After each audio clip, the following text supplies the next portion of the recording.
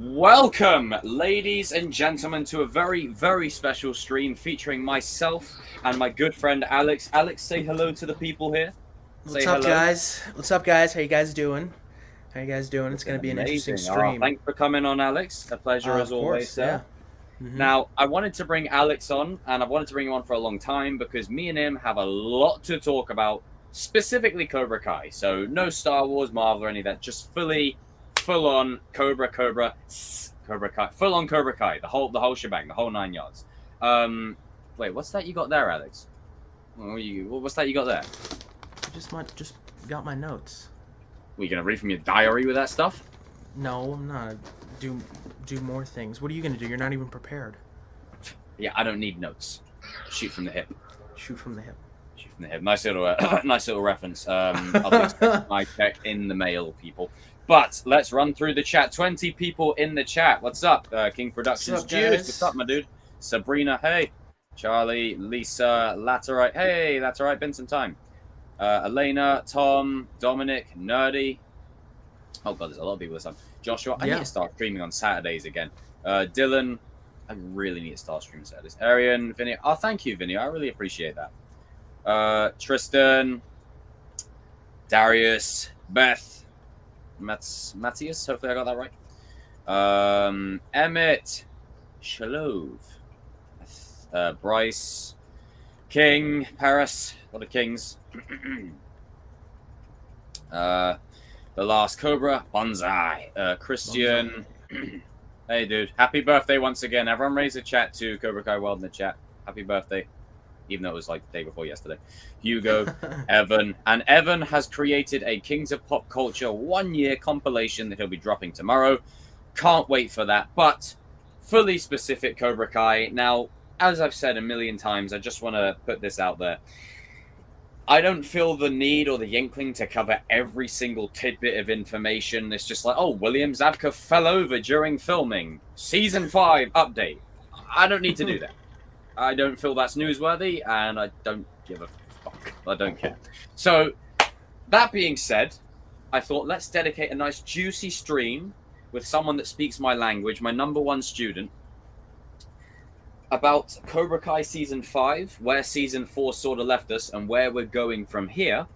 And we've made some notes. I have made a couple of notes. Not a whole load, but a couple of notes. We're going to be talking about each character individually. We're going to be talking about each character and what they can bring to each, like, what character can...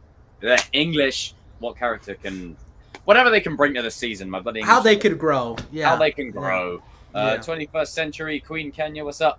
The King has a right. Do you just have like King? Do you have like the same automatic text every time you come in? Do you just have like copy and paste? It's the same text. Like, I respect the hustle, but come on, Sam What's ain't up, that King? much. Sam was on some bullshit in Season 4. Like, I'm just gonna, Jesus, come here, you bitch. Oh, we'll talk about. We'll talk about that. Yeah, I agree, King Paris. Okay, perfect. Now, in regards to this stream, the first character we will be starting off with, Alex, is who? Silver. Terry Silver. Okay. Crazy Vietnam veteran. Crazy Vietnam veteran. Now, also, Yeah. I want to get some feedback from people in the chat. Do you like streams like this, where it's just me and one other person, where we can kind of stay focused on the topic, and that way you can really digest what we're talking about? Or do you prefer the madness of a group? Just let me know in the comment section below. And also, timestamp your favorite moments from the stream and whatever else. I know people like, the crazy wackiness I do, all that kind of malarkey. I'm a big fan of that. I love it. On the first topic, our boy Terry Silver. Now, you remember the video I did? Oh, that's good.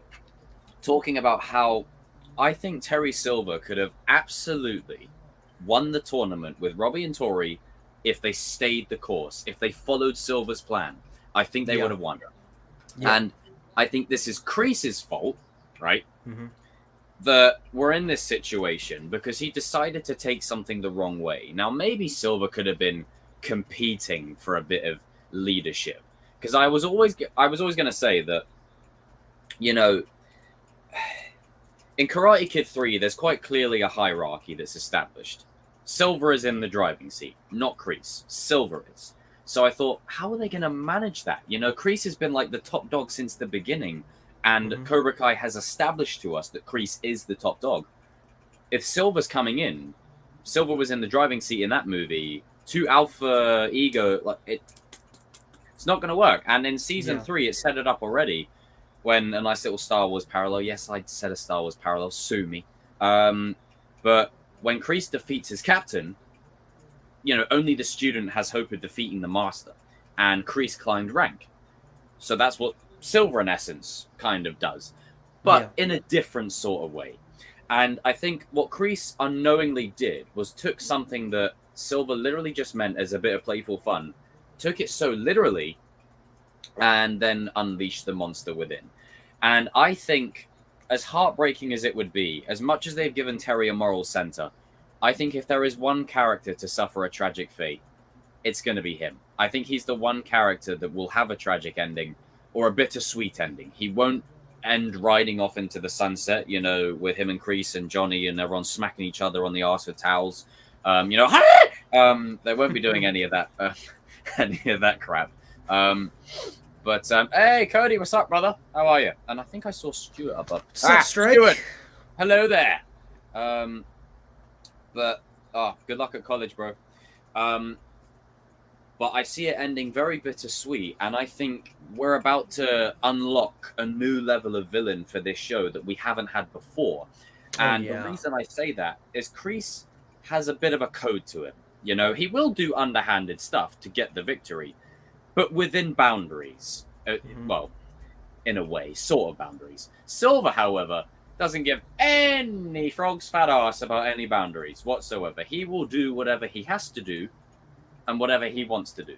And he'll fight the kids.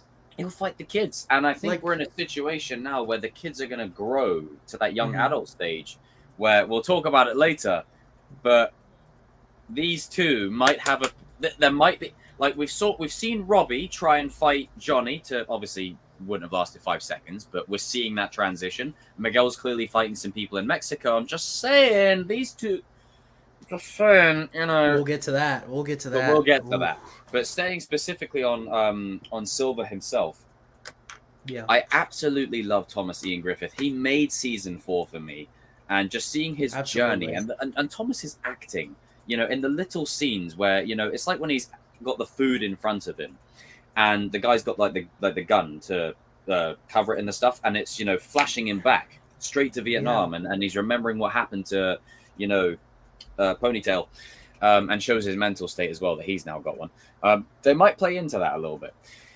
But I really think Silver this season is going to be an absolute monster, and I think the way this season is going to play out, I'll touch upon this when we get to Chosen, because this kind of goes hand in hand. But just to give you a bit of a snippet as to what I want to talk about with Chosen, I think Chosen will beat Silver's ass. I think Silver's going to push Chosen to the point where you see Karate Kid 2 Chosen come out, and I think he's going to lay the smackdown on Terry's ass. And at that point, Terry won't be weak and lose easily. Like, make no mistake. But at that point, he's going to be like, shit, I need to replan my strategy. I need to get serious. And I think at that point, he then transitions to be the kingpin of the show, like the Negan of the show. You know, like in The Walking Dead, where you have to go through another guy to another guy, and you've got 9 dojos worth. You've got a whole empire. To get to the Emperor, you got to go through Darth Vader. To get to Darth Vader, you got to go through a whole bunch of Imperial losers. NPCs, like, NPCs. And I've said this ad nauseum as well. We need villains! We need bad guys! Ah! We've got 9 dojos worth. 9. Good grief. Every character that we care about, and I'm including Sean and Kenny, and we'll get to them, they're coming to the good side. We need Power Ranger type kids fighting a bunch. You know those like putties that they would beat up. Yeah, I know. Like the final 2 seasons, it's just going to be a massive Power Rangers show, you know, but with more like. It's been Power Rangers since the beginning. Yeah. But you know, we're at that point, and I think Silver is only just going to go up and up and up and up and up. And I think by the time that he realizes, because he'll have that moment, you know, they won't end him off too tragic. He'll have that moment where maybe it's a bittersweet ending. But before we even get to any of that level, nearly 50 people in the chat, you guys are amazing. Before we even get to that, I think what may happen is Silver's just going to descend further into darkness, further and further and further. And I think Tori is absolutely key. But I've rambled on for long enough. Alex, you have those notes? Let's hear them.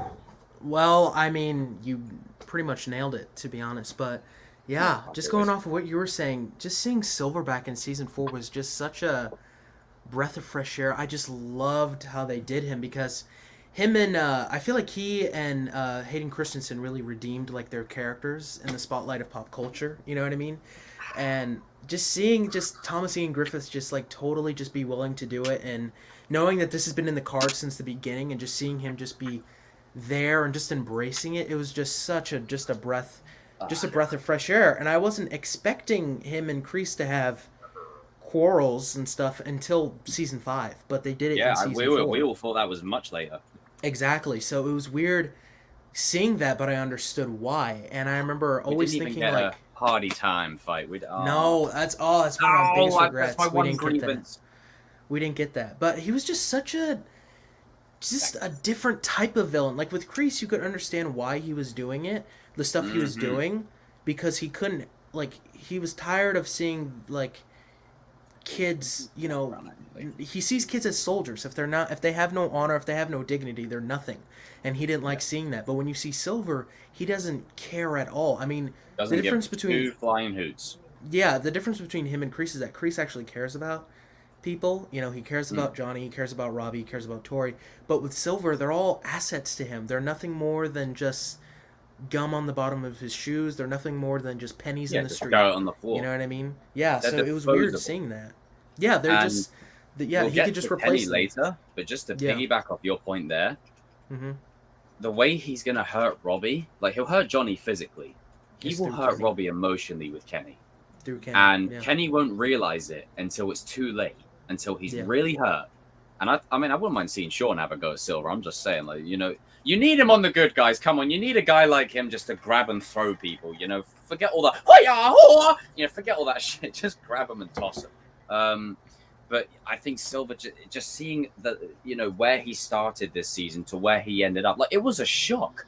45. Thank you, Letter. I appreciate it. Nearly 50 people. You guys are amazing. If you haven't subscribed, make sure you do. Also, this gentleman here does feature on my Legend streams as well, and he's a regular and #1 student right here. So #1. This is my boy. But back to what I was saying. I was so amazed. You know what? They pulled a Last Jedi. When Kreese calls him up, he's like, "Hey, long time," and he hangs up the phone. Yeah. I didn't feel angry like when Luke got his. I can't throw this. When he got his saber and went. Like, I didn't feel angry like that, because it was like, oh, this is, what are they doing here? And to see that Silver changed his life, you know, there's so many moments where, if you were to tell me that Mike Barnes would be working for Silver before season 4, I would have said no. Mike Barnes was a hired gun, hired mercenary. There is no way he would be no. But after that, maybe Silver mended the bridge. Maybe he mended it. Yeah, it's possible, because he's arguably the most nuanced and most balanced character. Before he comes back, he is like a total just...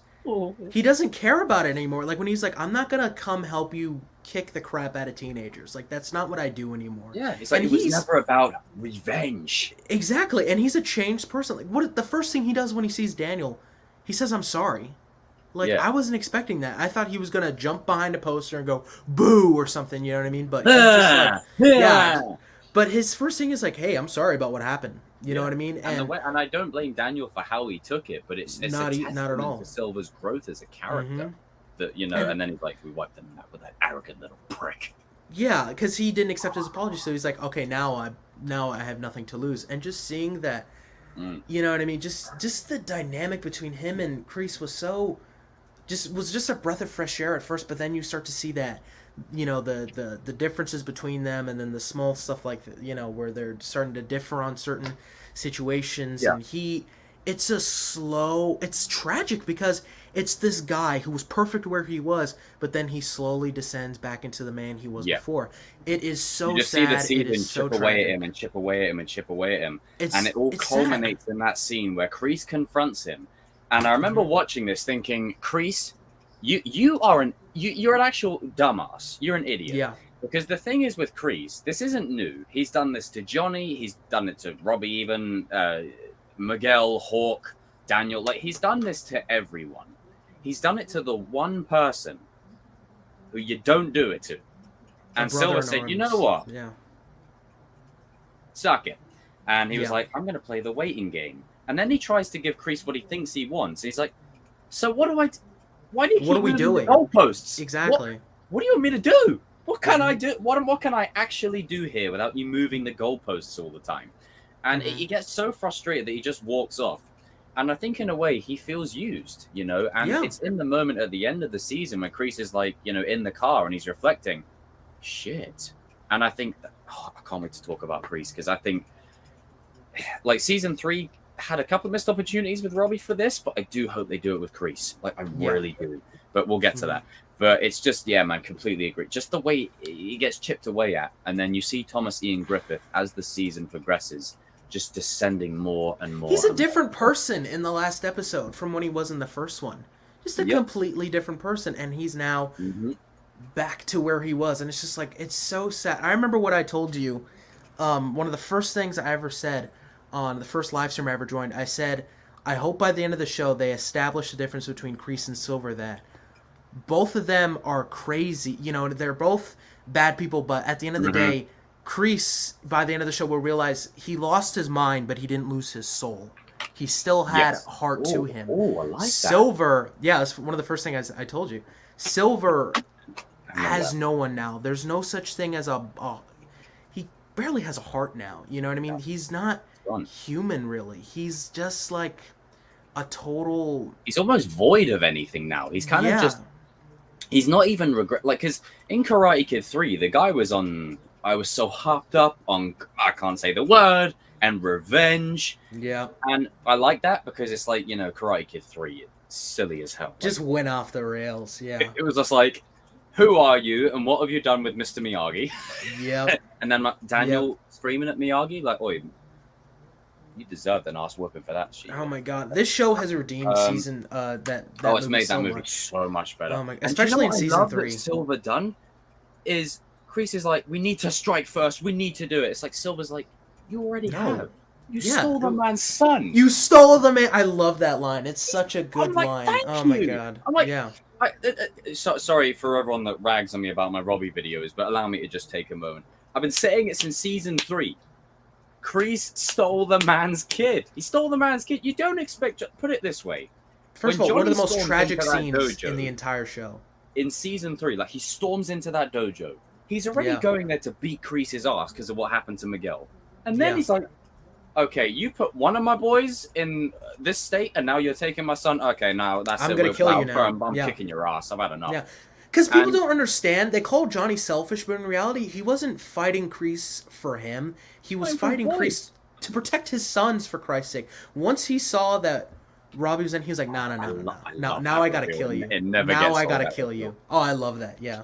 When that was the thumbnail for season 3, I was like, yes. Oh, yeah. But yeah. I feel sorry for everyone that was spoiled that before they got to see it. I didn't get spoiled that. I didn't get spoiled that. But I fucking love that image. And do you know what's so empowering about that scene? Just on a quick side note, like, excuse us for fanboying on the scene because we both fucking love it. Yeah. Is when Johnny storms in, the door comes flying open. Kreese notices right away. He hears it. Robbie doesn't. And that's because Robbie's focused and determined, kicking the bag, punching it. And he's like, oh, wait, you kicked through the door? Hey. And then he's like, Robbie, what are you doing here? It's just like, what took you so long? Yeah. And it's in that moment Johnny realizes how badly he screwed up. I fucked up. Yeah. Badly. Like, badly. And I'm so happy Terry brought it to Kreese's attention. You stole the man's kid. What? If that isn't striking first, then what is it? What is? And then another thing, too. With the Kreese thing, like you said, he attacked Kreese because he went after his sons. What does he do in season 4? Shannon comes to him and says that he's been, he's been messing with his kid again, and then he went over there to beat the shit out of him because he found out he was getting in Robbie's head. Yeah. And dude showed up with a crowbar. Dude, I love that. He wasn't going to tickle him with it. He doesn't even hesitate. He says when a guy with a load of money and whatever, and Johnny just pulls up, he's like, "You think changing the law? You keep your cars and your cash away from my son." I was damn, like, dude. me? See? he does care. And I think what people get wrong is, when he says, I love you too, Robbie, like, heartbreaking scene, my heart bleeds for Miguel.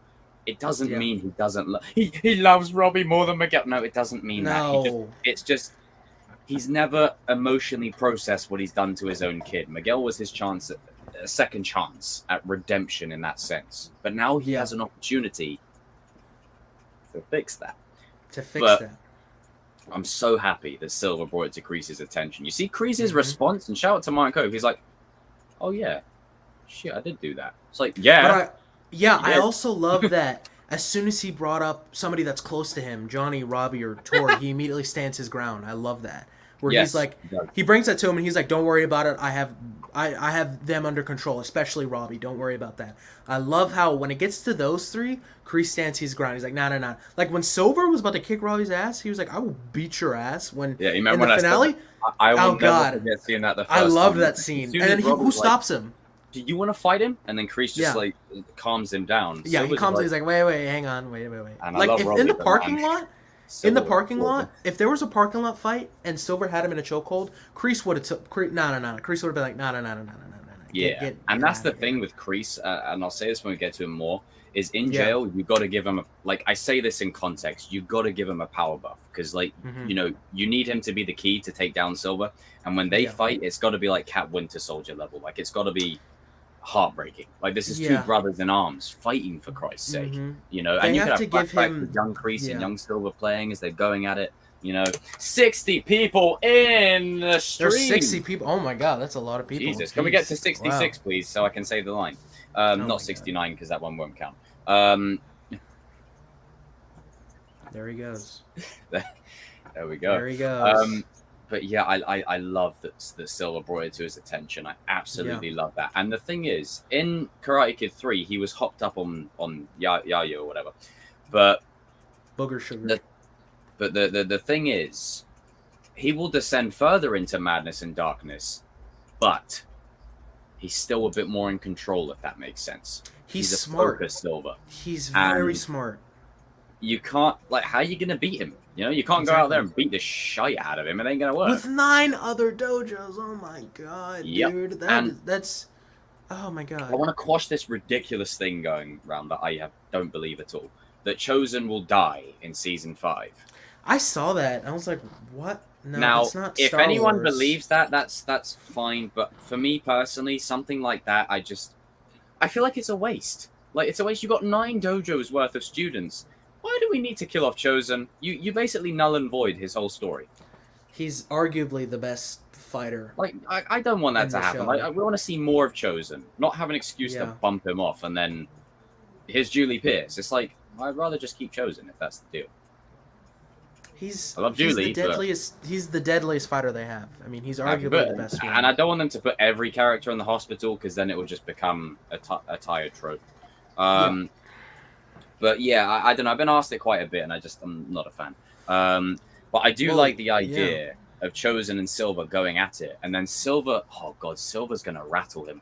I think Silver's gonna push him. Because the thing about it's, and I keep saying this. Yes, Mike Barnes is cool, but Chosen said, "You insult my honor again, and I kill you."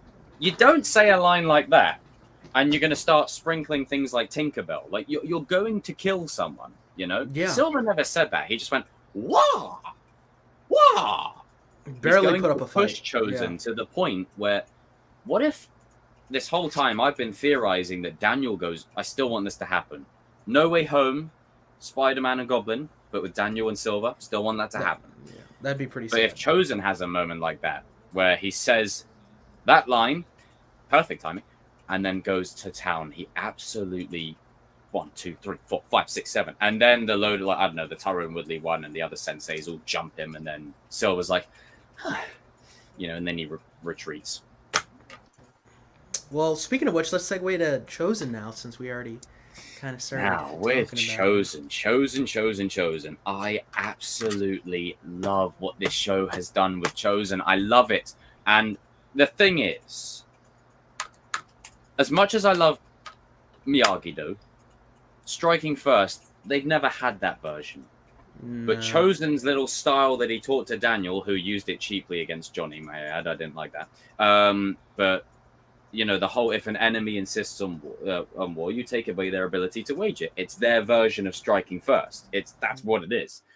And just imagine this: like Chosen does like the pressure points on Silver, and then as he's about to deliver like the final blow, like he's raged, he's angry, then he gets jumped by all the other senseis just at the final clutch. Brings it full circle, and That'd be pretty cool. I think shout out to the actor Yuki, is it? Yuji. He does a great job. I love his little cameo in yeah. season 3 because it serves the story so much, and it was always speculated that he committed suicide after the second film because of disgrace and dishonor and all that. Yeah. So when he's like, I wanted to die, that scene with him and Daniel and the Miyagi themes playing in I love it. I love it. Oh, chef's kiss. Relationship is one of my favorites now because they're karate cousins, but also because of just like that, there's no animosity between them anymore. Like, this guy wanted to kill you. He wanted to kill you. He Oh, you're lagging a bit, Alex. Sorry about that. He was gonna kill honors. Oh, seeing their relationship, it was just, I love it. Oh, sorry about that, Alex. I think the it cut out a little bit there. I think the okay. Can you hear me? Oh, yeah. Can you hear me now? Connection's a little bit bad from that end. I Okay. think it might just be a signal problem. All right. Am I good now? Let's see. Yep, much better now. All right. Yeah, I just love their relationship. Him and Daniel as karate cousins. And we can use that to back Robbie up as well, because Robbie accidentally almost killed Mcgill. Chosen wanted to kill Daniel. So if we can forgive Chosen, just saying. Forgive anyone. And the fact that Chosen is just he's willing to throw himself into harm's way for a battle he shouldn't be in the first place just speaks to the level of how much Daniel forgiving him really meant to him. You know what I mean? I love that. Oh yeah, when he's just if it means anything, I forgive you. It means a great deal. It's just it means a great deal. And now he's a teacher. He's I have a class to teach. I love that. I mean, if there's a 9-dojo war, you've got Miyagi-Do. You need Mr. Chosen. Full United Miyagi-Do. Bring over the other Miyagi-Dos that Chosen has. I mean, you gotta branch it out a little bit, yeah. Like flipping 20 students that are absolutely killer, taking out a bunch of NPCs. Like, come on. Yeah. And I'm just fascinated to see what dynamic he brings. I think him and Johnny are going to get along well. I would love a scene where him and Johnny are bullying Daniel. I would love that. Where they just absolutely bully Daniel. Where maybe so you had a problem with LaRusso too? I thought it was just me. Yes. Yeah, I almost killed him. It's my Johnny's honor, I almost killed him. He's an asshole. Yeah. Or maybe he takes him to the burger stand. This is right from the old country. And he just eat a burger. Eat a burger. Can you imagine he tells him the story that he told Mcgill in season 3 when he was trying to get Mcgill out of the wheelchair? He'd be like, "Yeah, you don't get everything right with that story, Johnny." That'd be pretty. He's just like, "Oh man, no, I got it right. That's what I do. That's what I do." They'll have a moment where they'll want to go and strike first. They'll want to go and deal with the threat. Will be Daniel's style. Containing Chosen is going to be hard, very hard. Yeah, very hard. Guys, I'm just going to check my settings real quick. I think the lag's still kicking in. Let me see if I can. Let me plug in my Ethernet cable. Sure. Maybe it might help. All right, bear with me. Let me just plug in my Ethernet cable.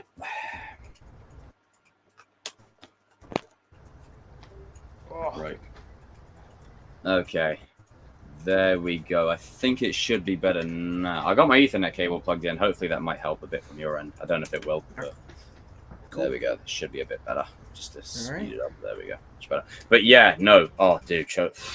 It's just, I think he gives Miyagi-Do a bit of edge, a bit of a dark side. It's just Miyagi-Do's great, and we've all been told it's great, but I kind of like the fact that you look at Chosen, you're like, oh, wait, hang on a minute. Whoa. And how poetic would it be? You know how he destroys the garden and stuff in Karate Kid 2? What if he has to stand there and watch as Miyagi-Do, like it happens to Miyagi-Do? Maybe in trying to fight Silver, he gets overwhelmed with the amount of people. They're restraining him and making him watch Miyagi-Do get destroyed or something. Like properly this time. So not like season 2, like fully ripped apart, like Yeah, top to bottom, and yeah, douse the fire. just engulfed in flames. And here's one thing That'd be heartbreaking. people are saying that like, oh, I want him to train Anthony. Oh, I want him to be like. I couldn't give a fuck about. That would be cool, but the It'd be main cool, person, but it's not priority. the main kid I want chosen to see, the main kid I want chosen to see and take in, Mr. Robbie Keane. Because Robbie. if you think about it,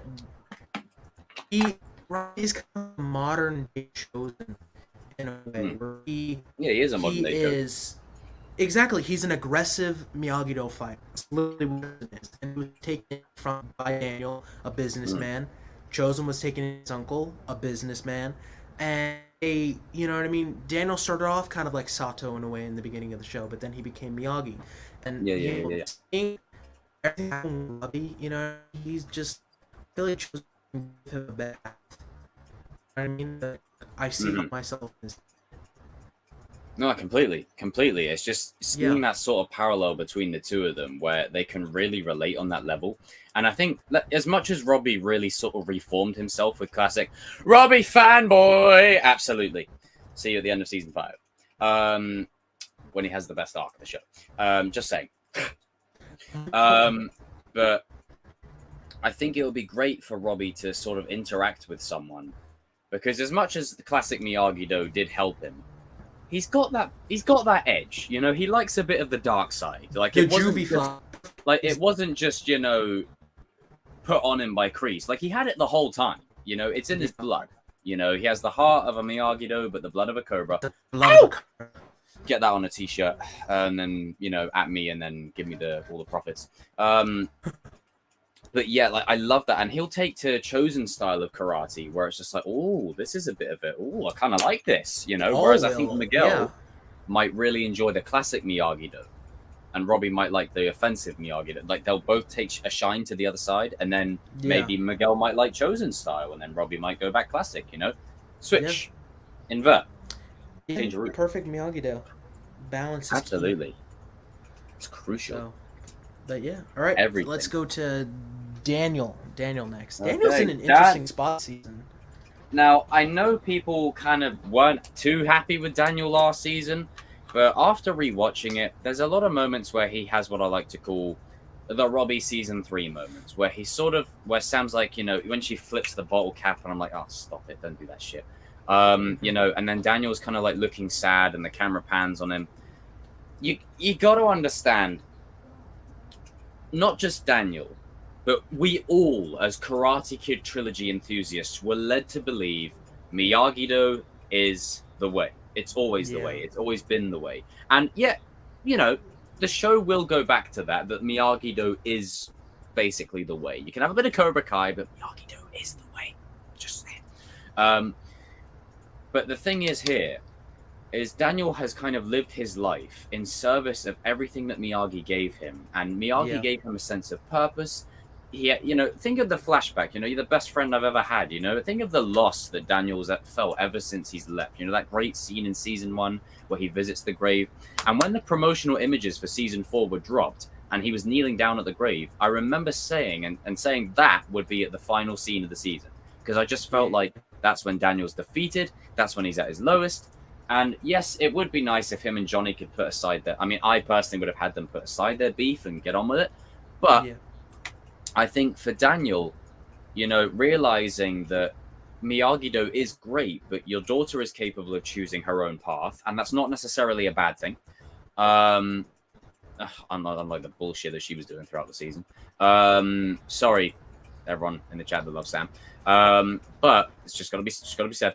But I think for Daniel, the struggle is because so much of his DNA is intrinsically linked to Miyagi-Do, the philosophy, the teachings, the karate, and not just all of that, but Miyagi as well. Like, you know, that's his best friend. You know, the only person that ever gave him anything and was basically his dad.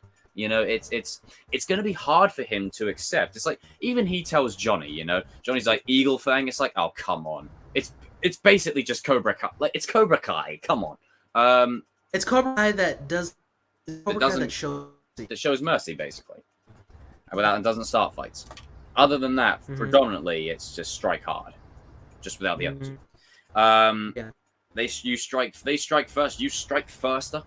And you bite like an eagle. And you bite like an eagle. It's like eagles don't have fangs.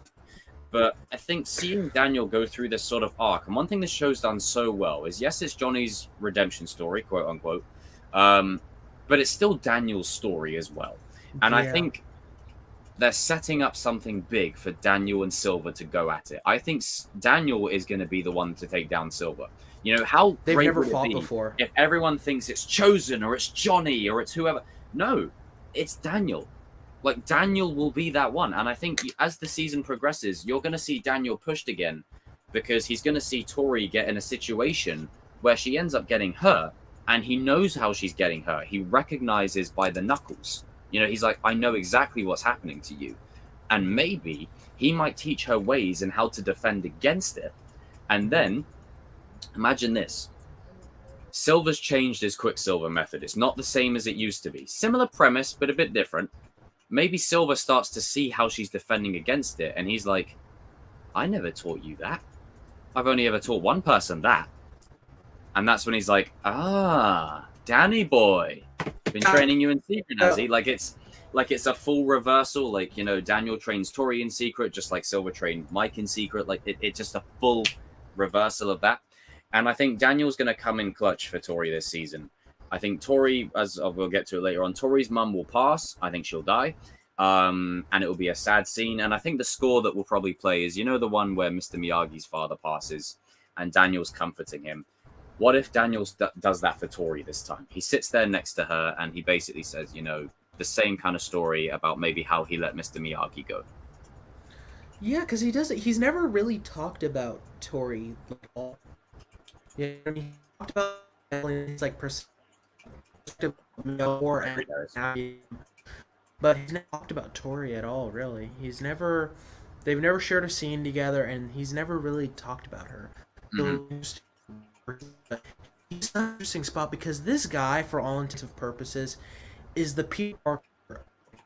He always tries to do the right thing. Sometimes he's his mode. He's a hothead, him and Johnny both, but he's constantly tried to, just like Mcgill, he has constantly tried to do the right decision every time.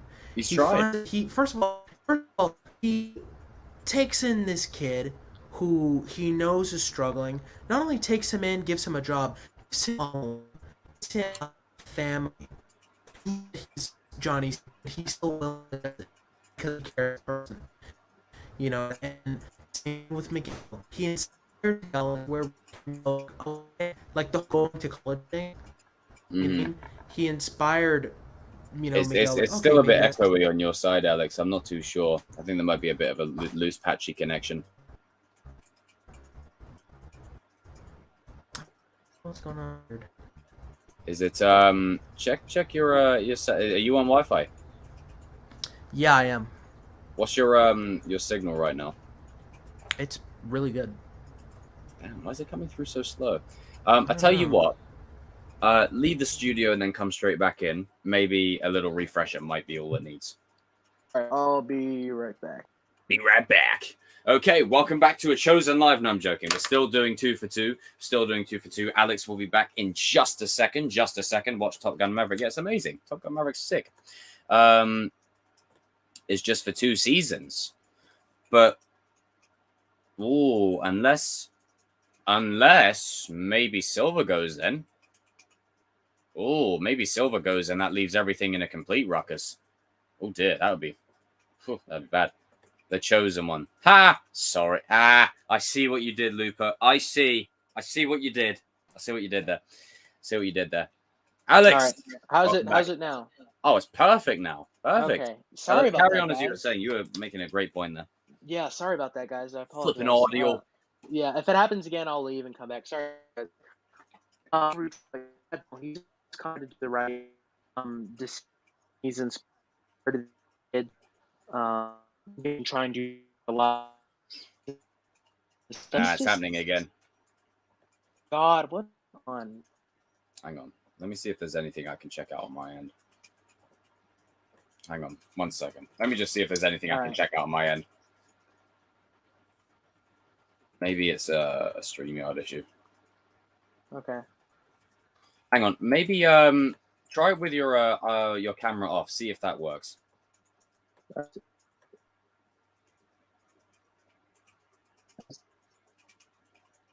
Any luck? How's that? How's that? Yeah, I think it's working. All right, let me go back. I think I had to turn off. I think what I had to do was turn off echo cancellation or turn on echo cancellation. Okay, hopefully that works. Hopefully that works. All right. Don't know. It's crazy. It was working fine earlier. It was just going tits up. All right, Maybe are we Chris good? Had a little conversation with it. Yeah, are we good? Is it sound good? Yep, you're good, All man. right. All right. I love when it happens again. So pretty much just Daniel's tried to make the right decision every time, and he's just a good soul. So I'm excited to see where he goes this season.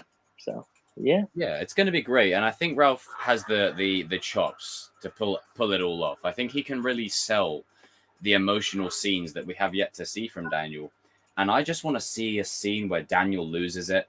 And I've been really on this so hard. And I know everyone will say, oh, I've talked about it too. All right.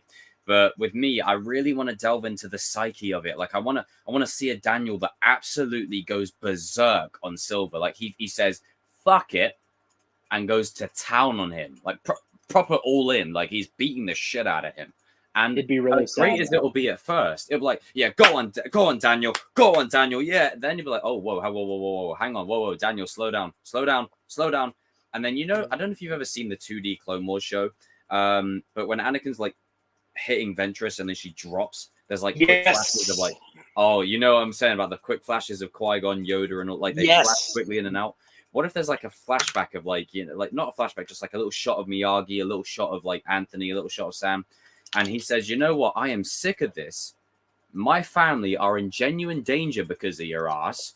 I'm now taking you out the equation. Think about season 3. He strolled up when Sam was hurt and the house was attacked. Imagine if Kenny really hurts Anthony badly.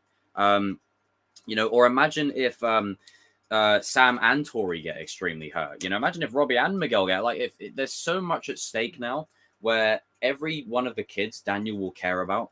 And if any of them get hurt in such a way, oh, hey, Christian, I didn't see you there, buddy.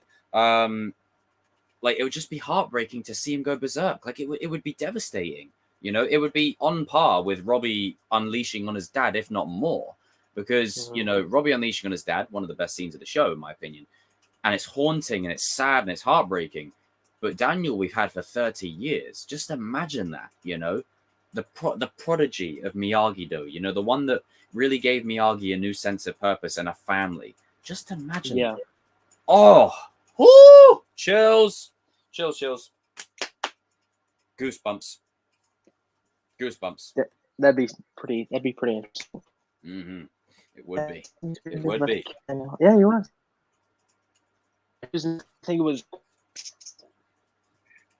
He's an interesting place, Kreese. Yeah, when we last left him, he was kind of sat in the police car, feeling sorry for himself. Like and I think we're just getting a teaser of what's to come for him. And I really hope he spends this season isolated. I don't want him near anyone.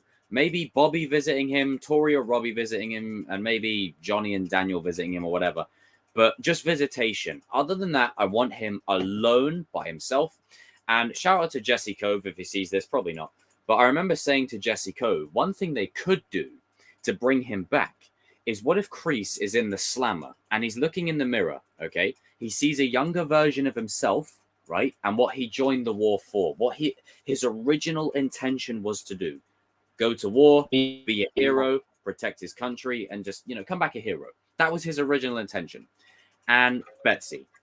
And then his friendship with Silver, like all these things that he begins to question. Like Robbie may be Anakin, but Kreese is Vader. Like Kreese is full on Vader. And imagine he's looking in the mirror. And this would be a great moment to have father and son in real life acting opposite each other. Imagine Martin Cove looks in the mirror. Jesse Cove's looking back at him. And he sees the guy that used to torment him. And it takes him all the way back to when he was just a guy getting pushed around. Maybe he's getting pushed around in juvie. Almost said Robbie. Maybe he's getting pushed around in jail, like left, right, and center. And then maybe he's reminded, that gives him the urge to go and kick someone's ass, whoever's giving him a hard time, because he remembers taking the captain out. Like, that could be a great full circle. And it would be a good way to see Jesse and Martin like on screen opposite each other. That would be cool.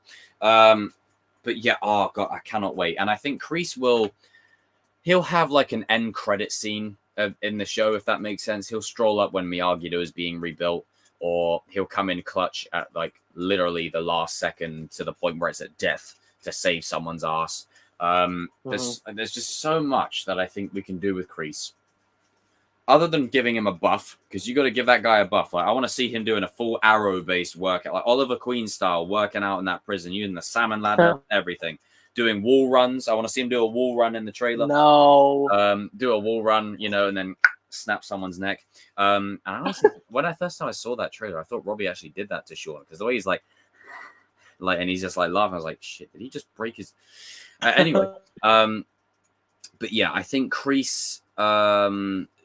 But the show doesn't need to, though. The show's fine where it's at. It's not that kind of show for me. Like, I mean, maybe it is for some, but it doesn't. We don't need to kill characters, in my opinion. It's lazy writing.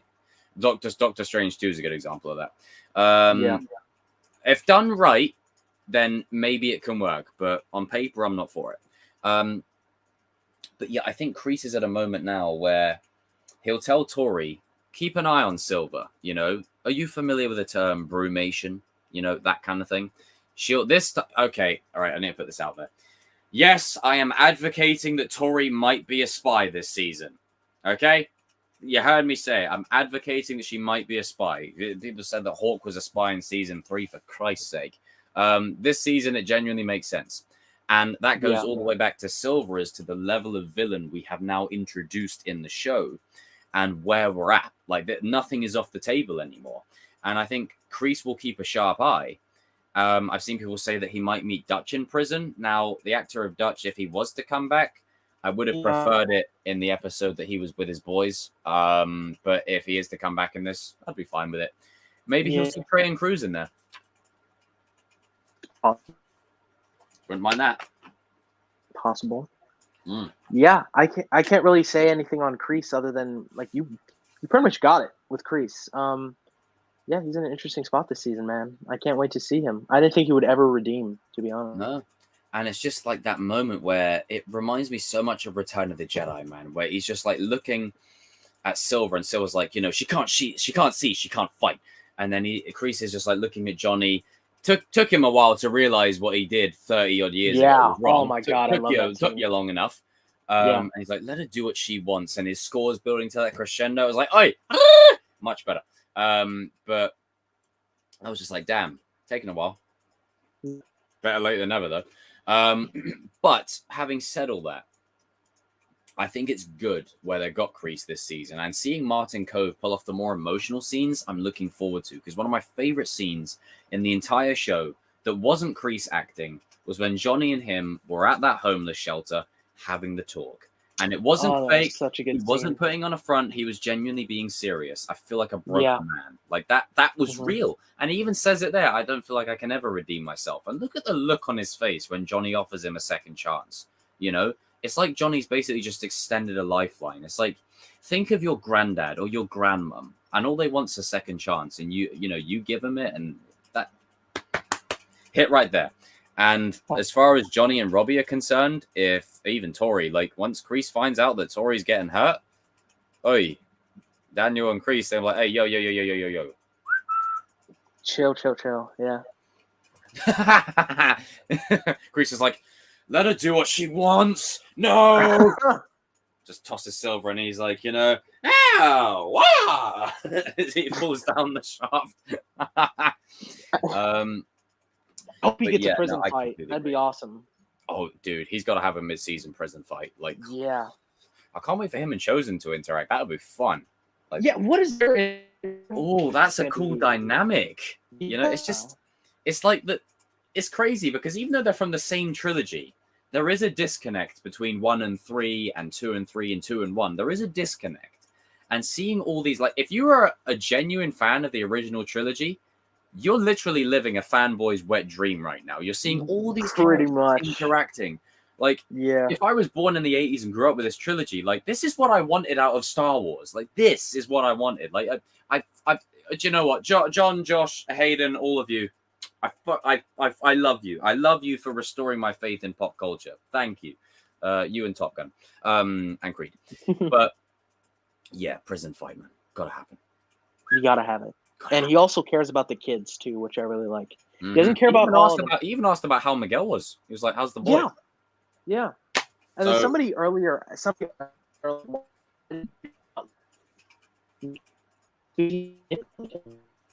Oh, bit of lag in there, buddy. Are we good? Wait, try again. All right, are we good? Yeah, we're good. Okay, yeah.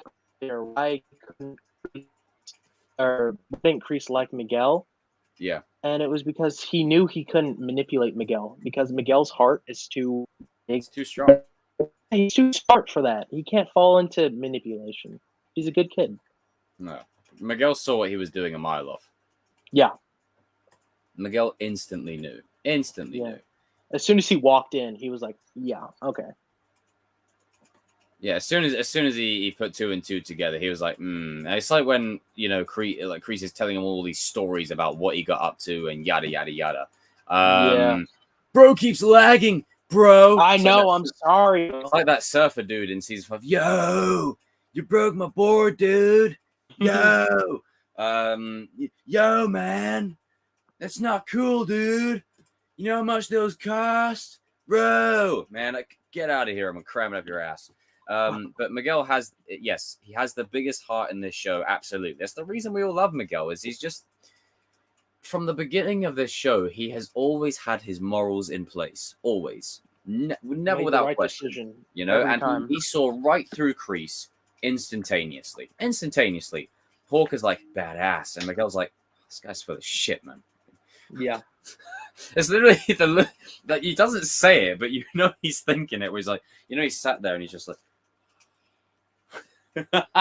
he's just like, you are so full of shit. But yeah, I can't wait to see what Kreese is up to this season, man. I can't wait. Mm-hmm. I suppose now we can talk about. Hang on, let me. I think it's Sam next. Here we go. I will kick your ass for a third time. Cut to black. Roll credits. No, why are we still filming? I'm coming for you, bitch. No. Cringe all over. Cringe. Oh, but it's a parallel. No, it's flipping cringy as shit. Like, don't ever say that ever again. Like, God, it was awful. I was watching. I was like, ugh. I'm like, Sam, stop it. Stop it. Like, she was on some bullshit in season 4. She was on some shit. Like, the best thing that season 4 gave Sam was the bottle flick, the running across the rooftop. That was a bit outlandish, but pretty cool. Pretty cool. And then the bonsai badass. Those 3 things, awesome. However, the rest of it, kissing Miguel in front of Tori to make her jealous, and again, I understand it. No. I get it. I understand why she's doing it, but I still don't like it. I don't like it. It's just like, it's like when you watch that cute little kid trying to say he's from the ghetto because he listened to one Drake song and one bloody, I don't know, Wretch 32 beat. He listens to it. He's like, yeah, man, I'm from the hood, G. Like, no, you ain't. Like, stop it. You're fooling no one. Please behave. And, she's like, I will kick your ass for a third time. Like, oh, just roll credits there. And then at the little prom altercation that they had, I'm not taking a shit anymore. I'm like, I like that she's striking first. Yeah, me too. But then it leads to that line. And I'm just like, Sam, you broke mine too. I'm like, right. How do you not see how that makes no fucking sense whatsoever? Oh my God. When that happened, I remember we were all just like, hold on. Like, what? Rewind. Reel it in. You cheated on him, correct? So how did he break your heart? What? Look at Sam. Someone show Sam the CCTV footage of Robbie's face during that school before that school fight kicked off, and then tell me that it was his fault. Then go on. Yeah, it just God. But I am hopeful, crossing my fingers, my toes, that you know.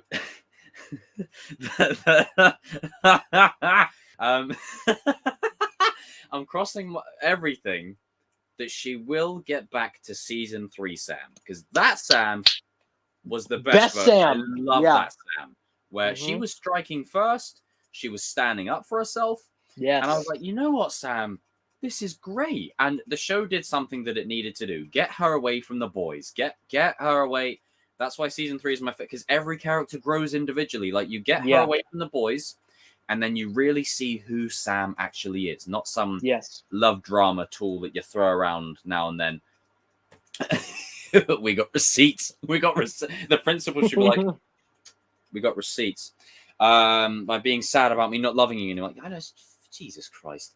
God, Jesus. And you know, when she pulls up in episode 1, at first I was like, oh, here we go.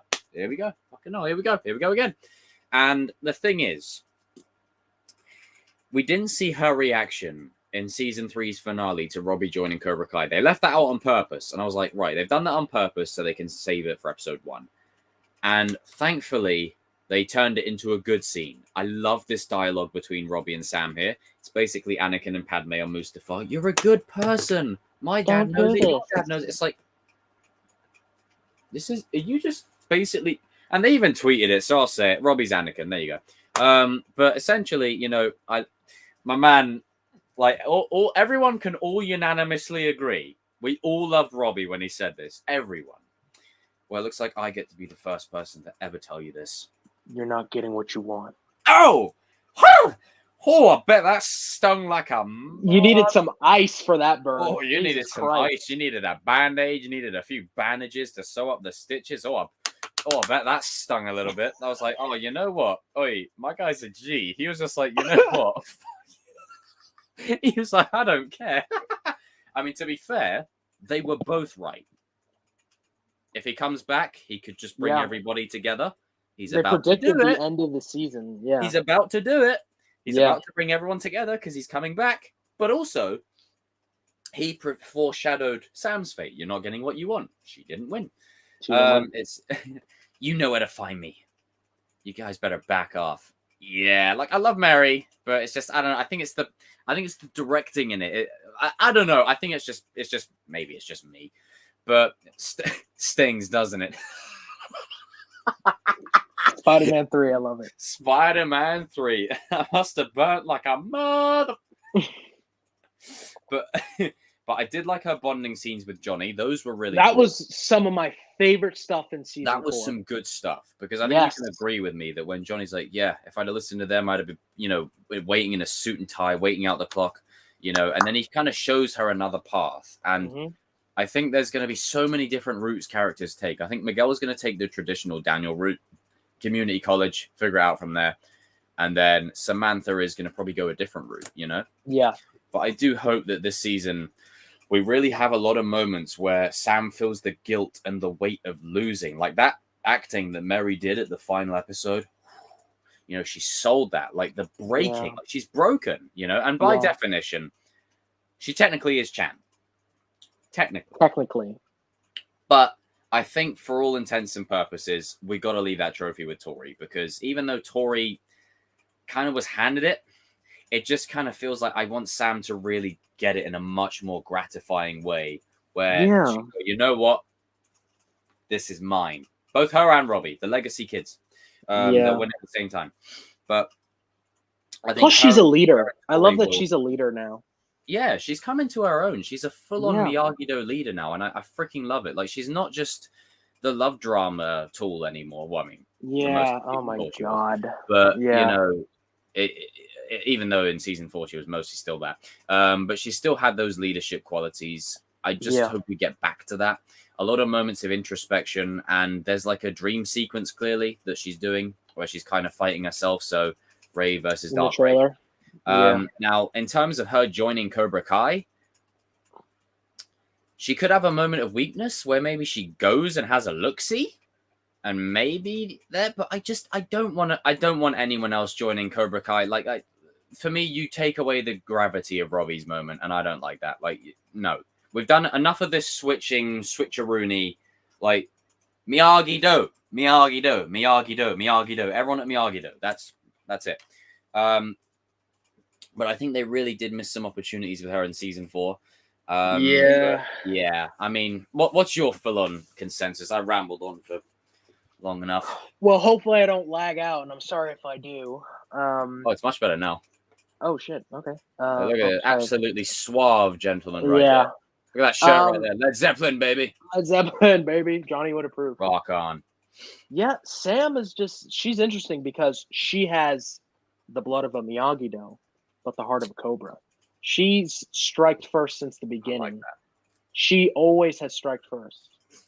Why don't you sleep with someone new and break his heart? I love that line. Oh my god. Oh, bet that stung like a mother. But that stung. But yeah, Sam is Stung. just. Here's the thing with Sam. She knows the right thing to do, but she struggles to do it. Does that make sense? Yes. Like, What happened in Chicago? Yes. but she's just. I love that Johnny put her in her place in season 4. You know what I mean? When you guys crashed into my car. Yeah. You didn't forget that, did you? Showing up drunk at my apartment.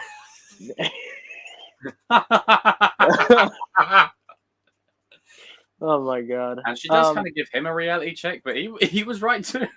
He was, yeah.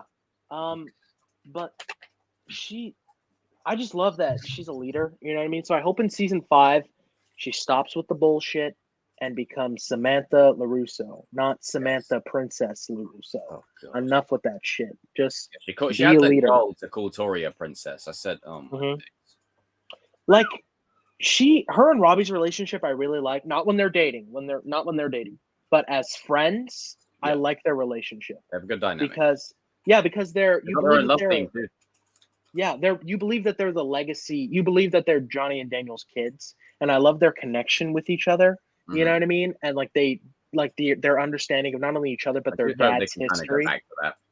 Yeah, hopefully. So I hope that she kind of wakes up and becomes a leader. You know what I mean? Because she's a great fighter. She's up there. She's good. Yeah. It's like me and the Kings have said since the beginning. If she kept training since day one, who's gonna touch her? Who would touch? No one. I'm waiting for her to beat. I'm waiting for her to beat Mcgill too. Yeah. You know, I mean, you heard that Miyagi-Do theme when she was about to put him on his ass. Yep. And then Mcgill stepped in, but you know, she was about to lay the smack. She was about to make him eat that tray. Yeah. Eat it. But she's good. I like Sam, and hopefully her and Tori can, mend the beef.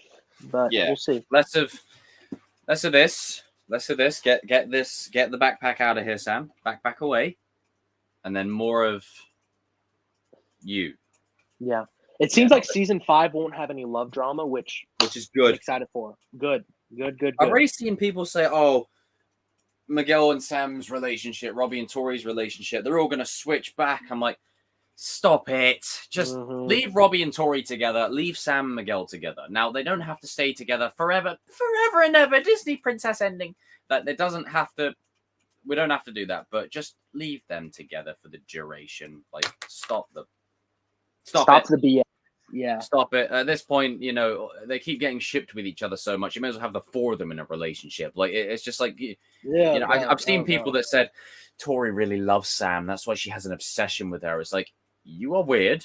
And I have one bit of advice for you.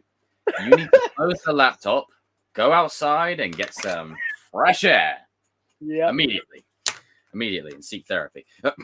See, I can't say it, but in the chat, I just saw it. Yep. Yeah, sweep the leg. Her and Johnny's relationship, I really love. Yeah, they're good. I like them together. Yeah. Mm-hmm. Especially in the finale. You remember where she was fighting Piper? She looked at her dad, and then she looked at Johnny. And she looked at Johnny. And he goes, Johnny's like that. Oh, I love that. I love that moment. Oh, I do love the moment. This is another reason I don't want to join Cobra Kai. Before we transition into Eli next. Our boy. I honestly, like, this scene between her and Daniel was my favorite of the season, where Daniel's like, just make sure you keep your anger in check. And then she like hugs him and the score's playing, her and Daniel are on the same page. Like, let's not split them up again. Like, come on. Like, Yeah. they're on the same page. Like, enough of this back and forth BS. Keep everyone in unanimous agreement. You can still have trials, tribulations, a bit of drama, a bit of confrontation, because we are human. But long and short, just keep Daniel and Sam on the same page. That scene was so beautiful, and this is what I mean. Oh, but we need Sam to do this because this is it's like, well, hold on. You retroactively damage previous existing material by doing this. Like, you can't do that. Yeah, can't do that. It's like, yeah. as much as I enjoyed season 4, when I rewatched season 3 all the way through, and then I watched the finale, and then I went into season 4, I was like, there's a difference. Yeah. There's a difference. And I didn't fully like it. I was like, oh, like, it makes you feel different about season 3's ending now. You know, it's just like, yeah, season 3 and then episode 1. I never said I was joining. It's like, really? You were wearing like, no, you were fully RV. You were fully unloading on your father, sir. Like, I will not do a Robbie video to defend you on that one. You were fully unloading on him. What are you talking about? You were never joining. Like, and then Kyla says, man, that fool doesn't even practice, but he gets to stay. I don't get it. You're a little this chump. It's like, this dude will beat your ass sideways. And he did. And everyone's beating his ass. Shout out to my man, because my man didn't just put that. Good day, milady. My name is Mcgill, and I'll be your chauffeur. Oh, Jesus, we've got to talk about him for that. Season 3 ending. Oh, it was. I think that. Do you know what? On a quick side note, I think season 3 is peak Cobra Kai. Like, if we're gonna, like, season 5 will be amazing, but I think season 3, like, nothing will ever reach that peak ever again. Where everything just comes together, and every kind of question we had gets answered. New stories, like characters' decisions, you know, and it culminates perfectly.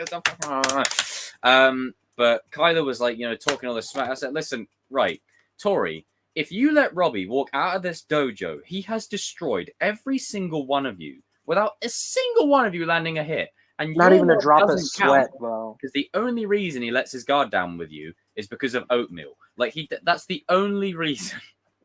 And he's only been training for a year. He didn't land a single hit. There was like 10 of them in there. Absolutely destroyed them. And Kyla, man, sit down. Could you imagine if Kyla does join with the good guys because he's Kreese's soldier, and Mcgill and Robbie like both bond over how they beat his ass? Yeah. He could be like, it's like, you can't even do nothing. And then Eli joins in. He's like, I beat you. And we can use that as a good moment to piggyback onto who is our next character, Alex. We'll give him the Eli Moskowitz. Rocky Balboa. Yes. Oh, Rocky dude. Balboa. I'll let you kick this one off, man. I'll let you kick this one off, and I'll feed back off of you. All right. Hopefully I don't lag again. Sorry if I do. I haven't lagged for a while. Eli, man. What an arc, can I say? Season 4, even though we didn't get enough of him, but this dude just keeps elevating. Like, I love, first of all, Jacob Bertrand is such a good actor, first of all. Yeah. Number 2. Like a serial killer in a future movie. Oh, yeah, for sure. But just, like, his growth, I've just loved that. Because season 3, he was the best fighter. Season 3, best fighter by far. When he beat the crap out of Brooks, oh my God. She saw what he did to Brooks. Even she was in shock. She was in shock. Just seeing Eli, not Hawk, Eli get his mojo back, I loved it. Because he's never believed in himself. You know what I mean? He's always kind of like, just been like, oh, it's the Hawk that makes me what I am. You know what I mean? It makes me what I am. It defines me. It's like, no, man, it's your heart, dude. You got it. And he does. And officially, we could say he's not a dog anymore. He is up there with Robbie and Mcgill. He's that dude. Hawk is that dude. You know what I mean? And as much as people can say, well, Robbie hesitated and, you know, Mcgill was injured. It doesn't matter. The history books will show that Eli Moskowitz. Like, I love that we get that as to okay, Robbie's lost because of this reason, but it's still not discrediting the fact. But if Mcgill had been here, Mcgill would have won. I want to quash this right away. Miguel was not advancing past Eli. Like, can we just be completely I don't 100? think so Eli either. would have taken him. And even if Miguel got to the finals, Robbie would have taken him. Miguel was in no shape at all. Even if His head heart wasn't in it. Yeah. you know, and even if he was physically in it, even if he was mentally in it, even if his heart was in the right place, he's not in a condition. Look at the tricks that Miguel and that Robbie and Eli are pulling in the final fight. You think Miguel's going to do backflips with his back?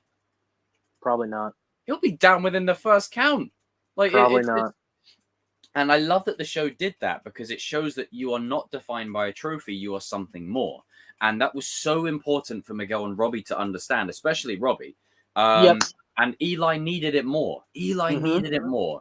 And I always talked about this, you know, because we always, I don't mean to blow smoke up my own ass, but hey, it's what I do. When I did What If Hawk Could Win the All Valley, I loved the idea of him winning it as Eli. I loved it because it's so powerful. It's just like, I didn't think they would do it. I didn't think they would do it. And part of the reason is because all of his progression he gets in season 3, and a lot of the reason as to why season 3 is the darkest is This man, that man up there. Is primarily because for the first 2 seasons, this dude was tossed around like a rag doll at a toy fair. Like, again, tossed around. Like, all he had was a fancy haircut. It reminds me of every football player. Anytime Lionel Messi gets a new haircut, they go and get the same hair because they think it will give them some like Space Jam juice where they go and magically. But no, you're still shit. It's just the truth. Unfortunately, for many players. Chelsea won 1-0 today. Still got a long season ahead of us.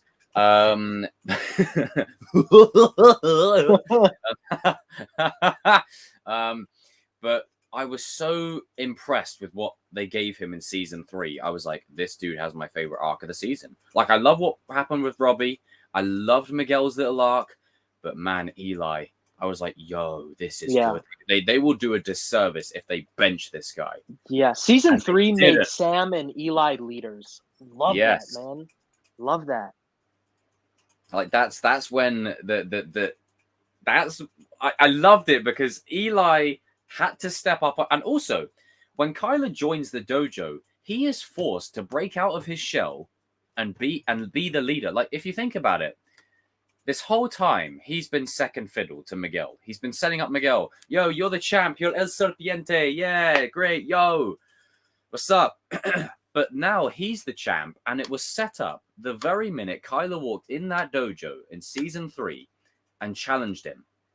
It was set up from then, where Eli has become his own person and is now a leader in himself. And the role that he is being set up for now this season, wrong button, is quite simply the defender of the valley. Because Sam's dealing with her stuff, Tori's dealing with her stuff. I think you lagged out again, Alex. And Miguel and Robbie are dealing with their stuff. Eli is going to be the central focus in terms of keeping everything safe, keeping everything together. And I think Eli has that moment where he's going to really sort of shine going forward. I love it. I love it. I love it. I love it. Oh dear. Oh dear. It's the one show again.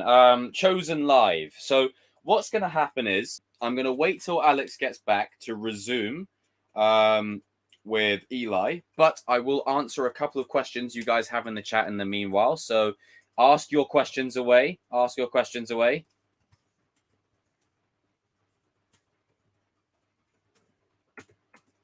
Yeah, I cannot wait. I cannot wait. Oh, power gone out. Oh, dear. But yeah, I cannot wait to see where Eli goes from here. And I think it speaks volumes about the writing in this show where they don't do a disservice to Eli. They only, bring him up to this level.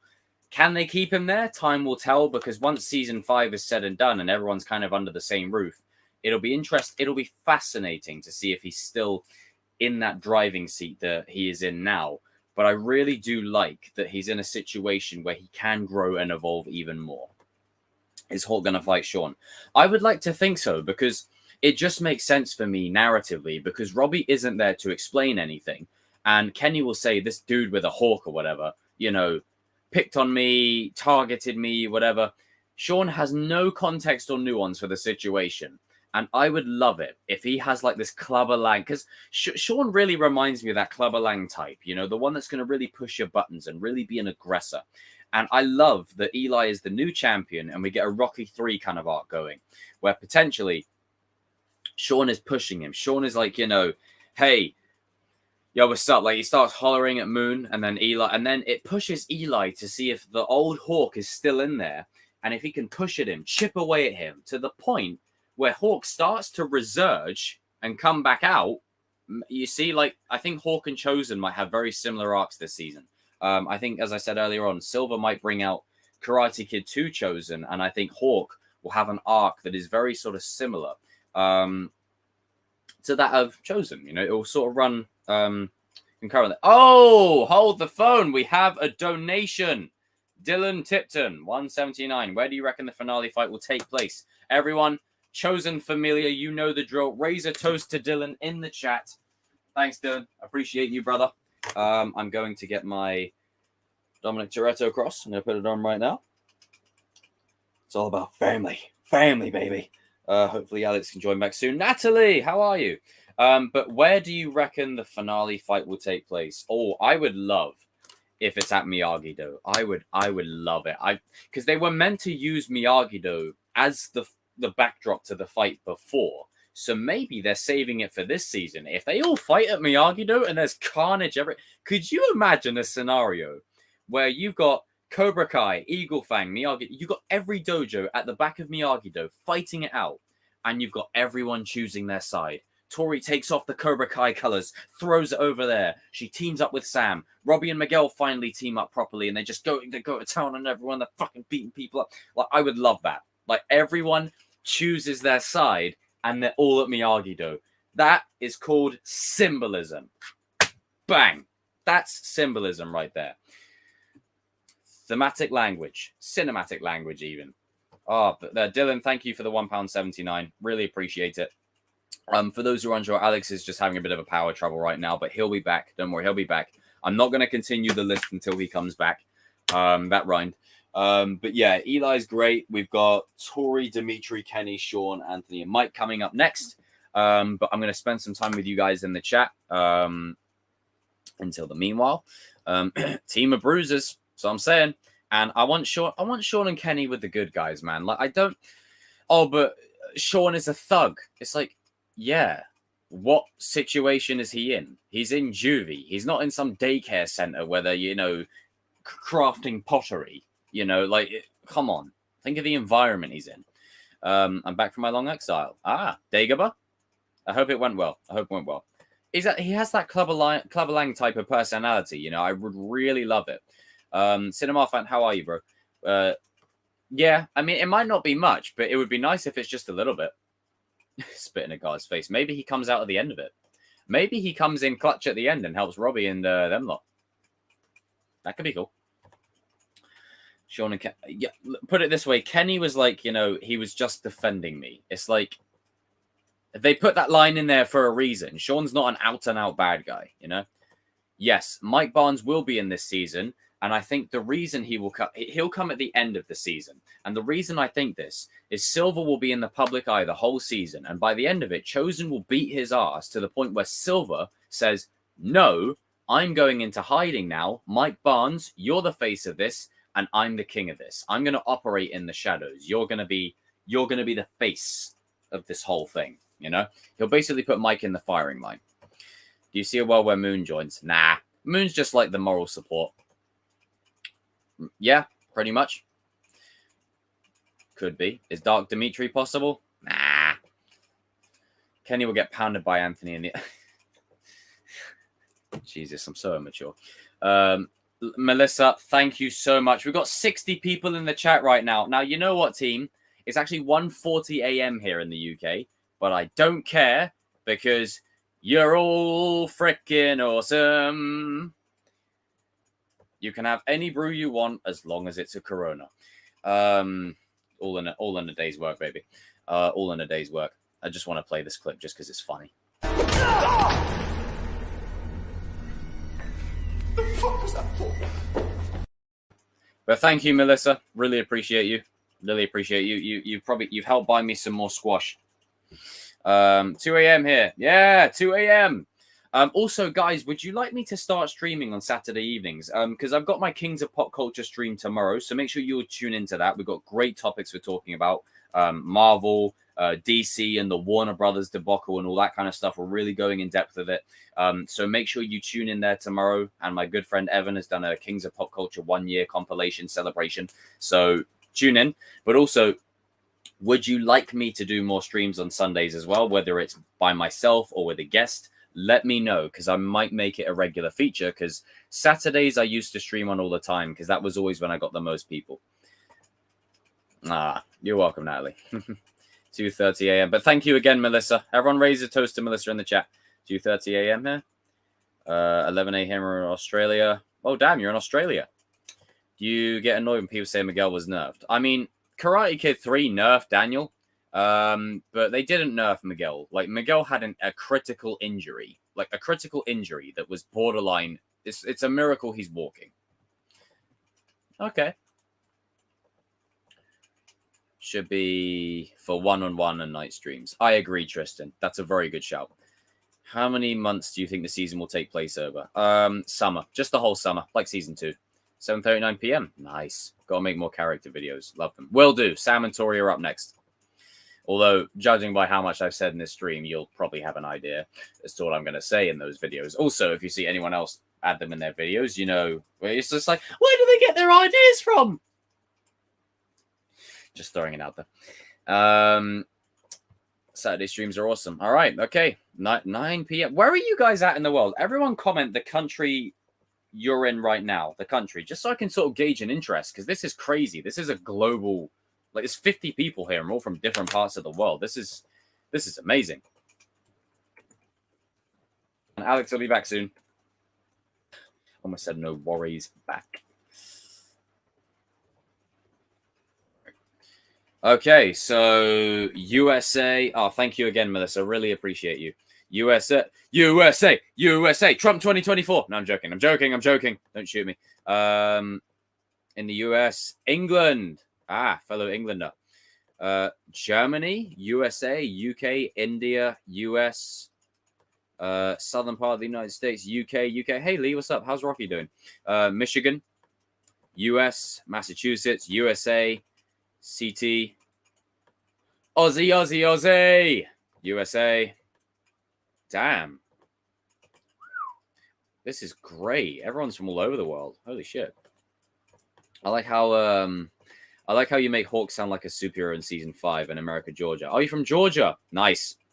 I hear how you're saying it, and I don't like it.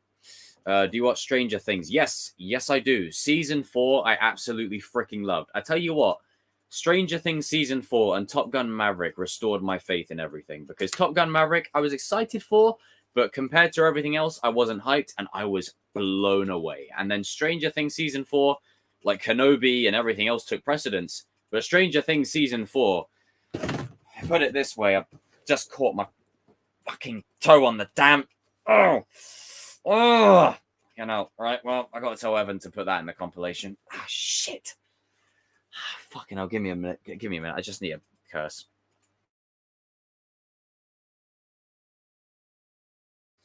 Right, rant over. Stranger Things Season 4 had like 5 different subplots, all culminating in the one finale. Amazing. Tatooine. Sweet home Alabama. My bloody toe, man. Do you have an Amazon Prime subscription? Yes. I'm on season 2 of The Boys right now. Season 2 of The Boys. Butcher is basically me, you know, in the superhero world. Blooper reel. It's for the blooper reel. Do you think Eli will train Anthony? I would like that. I wouldn't mind Sam doing that, but Eli would be cool. Who will win the Robbie Mcgill apartment fight? Neither. I think neither. I think everyone's like, oh my God, Johnny should split them up. Oh my God. It's like, no. No one should split them up. Robbie and Miguel should both make a conscious choice to stop fighting, in my opinion. The Forest Moon of Endor. You're actually from Krypton. All right. Yeah, I'm from the moon. Washington. Have you ever seen the movie Porky's? No. But yeah, also, guys, I do Chosen Lives where it's just literally streams like this by myself. So I might start doing them every Saturday. And then if I have a guest, I might make it a Goat and the Chosen with me and RJ, or I'll bring Alex on or whatever. Or I'll bring one of the legends or something. Don't mind talking DC, bro, next. Mcgill and Robbie Mcgill and Robbie gotta stop the fight themselves. Like, I don't want, oh, this character's gonna stop. No. Let them consciously decide to stop it. Yeah, don't end it mid-fight. End it like Daniel and Johnny, where they both knock each other out, you know?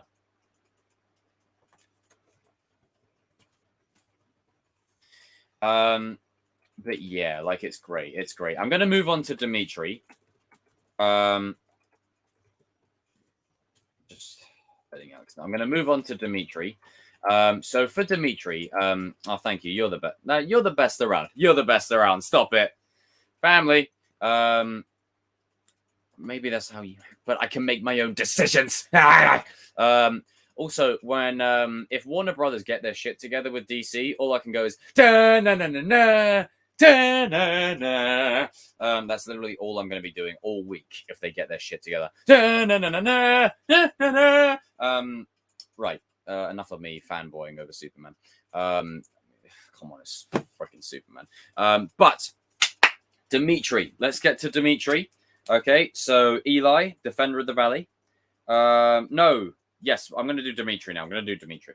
So Dimitri's come quite a long way, and I remember one of the earliest videos I ever did talking about Cobra. Speak of the devil, and he shall appear. You are back. I'm so sorry, guys. It's all good. It's all good. Don't sweat it.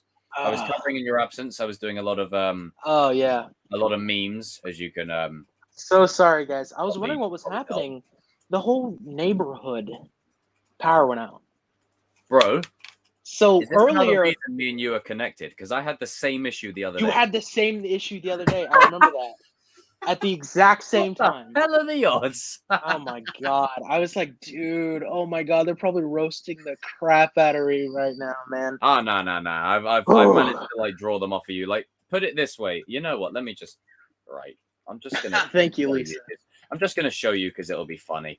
Yeah. So what you're all about to see is a stream within a stream, just because I want to show Alex what just happened literally a second ago.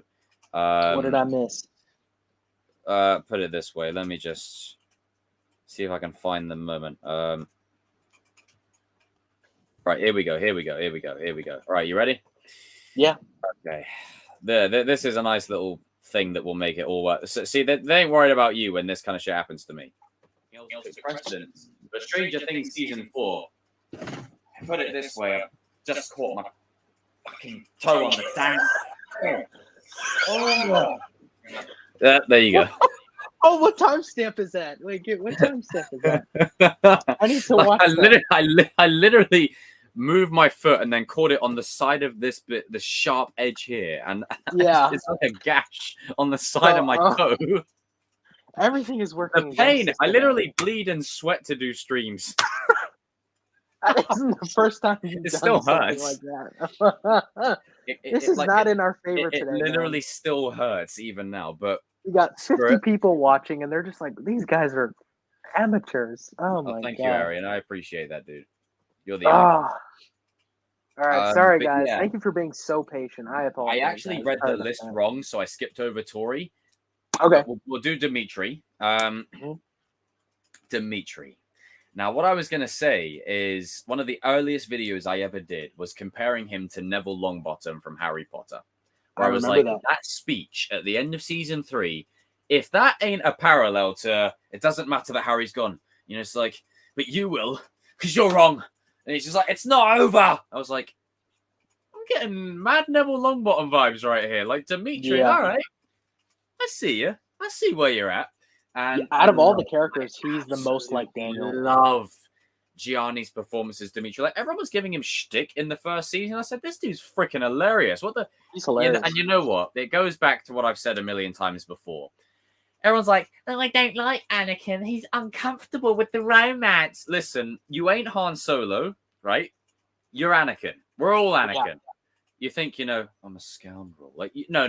It's like, I don't like sand. Like, that's what everyone, like, just, I want to put that out there. I'm going to use that to back up my point here. You're not Hawk getting Moon. You're Dimitri getting Yasmin. We were all Dimitri. I think the problem is people see Dimitri and they're reminded of what they used to be. And they're like, I'm not that person anymore. I was a ladies' man. I was an alpha male. It's like, Right. Bitch, you lying. You lying. But yes, Dimitri's progression from season 3 onwards was great. And I loved, like, even in season 2, when they're like, let those who need us find us. And what's great about it is you just see this progression for his character from where he is to where he is now. And dude, when he kicks Johnny in the face. Oh my God. He took it like a champ. Like, Johnny was just like he ate that kick, and then He did. Like, I'm gonna get in trouble for this, am I? Like, no more. But I will say though, when they say to Hawk, you already broke a door and you stole Mr. Miyagi's middle, you beat the shit out of me. You beat the shit out of me. He's like, I'm really sorry about that, and they basically attempt to bugger off. Dimitri could have said more there, but from season 3, where it's like he gets up in Tori's face, he's like, he won't have to. He's got friends watching it for him. I love the fact that out of all the people to bring Eli back into the fold, it's Dimitri. And he gets the phone. It's like, binary brothers. We all did videos like that. There's something in everyone check your camera roll from 5 years ago. We've all done something that horrendous. We've all been there. Hell, I mean, I've done it many times where, sometimes I'll do a video and I'll just randomly go, oh, Yes, you do. Who the fuck's he talking to? There's still 50 people in the stream. This is crazy. That's crazy, dude. I love you guys. I thought they all would have left. There's definitely a few silent watchers right now that aren't commenting, but I appreciate you all just the same. And anyone who is commenting, shout out to you too. But yeah, like I literally just got a gauge for where everyone else is around the world. USA, Australia, Germany, like all over. UK, all over. Just to see my power go out. Yeah, just to sit. That's it. The world has gathered to see your power go out. Yeah. That's the extent of everything. That's how much they care. Yeah. That's how much they care. Oh yeah, nobody's beaten Miguel either. Sorry. On that, do I look like Miyagi's best chance at defeating Robbie Keane? That line, dude. I love that line. It's like anyone can be the hero. It's like they're like meat. It's like meat. Yeah, all the meat in the world isn't going to help you against Robbie, but the high ground reference. Oh my now, God. creators, I don't know if you're watching, but I was pleading so much that if you were going to have Robbie and Anakin, I did it there. Jesus, that'd be an Robbie interesting and fight. Dimitri fight in the All Valley. I pleaded, I begged, and I pleaded. I said, please let Dimitri make a reference to Robbie being a Sith. And they did it. They did it. I was just like, yes. I loved it. And then it would have been nice if Dimitri got a point on him. But man, he threw Robbie. Like Robbie ate it, but he threw him on the floor. Like he grabbed him. And get off just of me. like threw him like, down. I was like, yo, Robbie, you. I don't know if you're taking it easy or whatnot, but fair. But all in all, you just got thrown on the floor by Dimitri. Just put you on the floor. And then Dimitri follows up by trying to kick him straight away. I'm like, and then well, hello, Mr. Gianni. Yeah, and then when he's like that, I was like, whoa. Oh, do you remember all the craziness about his name? His name's Smith. It's Roberts. It's Alex Stopoulos. It's like, okay. I think I said that right. Yeah. But he's come so far, dude. And to see him, when he's like egging Robbie on, like Robbie smiles. Like before, we talked about this a lot. Yeah. But if everyone in the chat just rewatch the scene as Dimitri goes like that, Robbie has like a little blink and you'll miss it smirk, and that he's smirk proud is of because him. he's proud of him. He's like, oh, shit, look at how far you've come from. And I want to see their dynamic again, man. I loved their dynamic. I loved it. Most underrated thing of season 2 there. I love Dimitri and Robbie's dynamic. I loved it. That was cool. But when Dimitri's just like, I'm like, yo. Yeah. Whoa. Dimitri, sir, hello. Yeah. Now, some of the best moments. He gets taken out, and as soon as Robbie's just like, all right, I'm not playing any games, floors him, I'm like, all right, we knew. Yeah.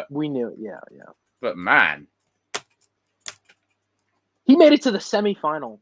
Next season, Dimitri's got to take out Kyler. Yeah. That's still going to happen. I would still love that. Against Sean, Dimitri would get waxed. But against Kyler, I like that. And I think he's only going to go up from here.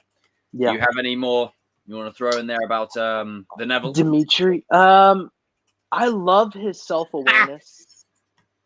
Yeah, the Jar Jar of the show. I love his self-awareness. It's something that I don't hear people talk about a lot, but his self-awareness is hilarious. Where he's just like, "Do I look like the best tweeting chance?" Yeah, you're his only follower. Who's he tweeting to? He's like the audience in a way, where it's like, this is ridiculous. Yeah, he's you the know what I character mean? that we're looking through. He's just like, do I look like Miyagi-Do's best chance of defeating Robbie Keane? Like, he And says it also, like he's gonna die. For those that say that my one United Dojo theory is BS, Dimitri says this one nugget of information. Mm-hmm. Chris says, we were much stronger with Miguel and Hawk here. And then Dimitri's like, or he who shall not be named, rhymes with Dobby. They just literally named the 3 main boy fighters of the show that are not at the dojo that will be in season. It's there. But I love it. I love it. I love it. And I love that Dimitri gets his brother back into the fold, And it's kind of like that moment where also you choose Eagle Fang over your best friend. It's like, I'm not going back to Eagle Fang either. I quit. He's like, man, and it's crazy that Dimitri still, despite how far he's come, he's still true to himself. Where, I got the girl of my dreams, she leaves me some hot Aussie guy. Or his Pac-Man shirt that he wore at the prom. You remember that? Oh yeah, I tell you what, him and Yasmin, they're very kinky. They are very active. Good God. Very. Let's do it at the same time. Get your drink, Alex. Get your drinks. They're very active. Very active. That's enough for today. I'm gonna turn that into the Magneto scene from the First Class there. When they're in the bar, but Or he stabs him in the hand. I love it, and I can't wait to see where he goes from here. He's gone through some. Like, here's the thing.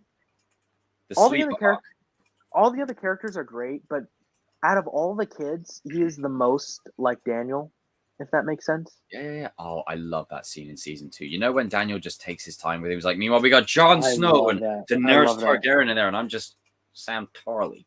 Sam Tarly did defeat a White Walker. And he's just like, you watch Game of Thrones? I am so down with GOT. And then he doesn't like rush with he's just like taking his time and the score. Oh, I love it. I love it. I love it. I love how with Dimitri, Daniel has really I think if you're looking at the truest version of the Karate Kid, if you could pick out any one of these kids without Cobra Kai having seasons, if you looked at any of the younger kids, Dimitri would be the new Karate Kid. Mm-hmm. Without the story, just by look, Dimitri. Because here's the thing. Robbie, Mcgill, Sam, Eli, they're all like prodigies. They were born to be great fighters. Oh, yeah.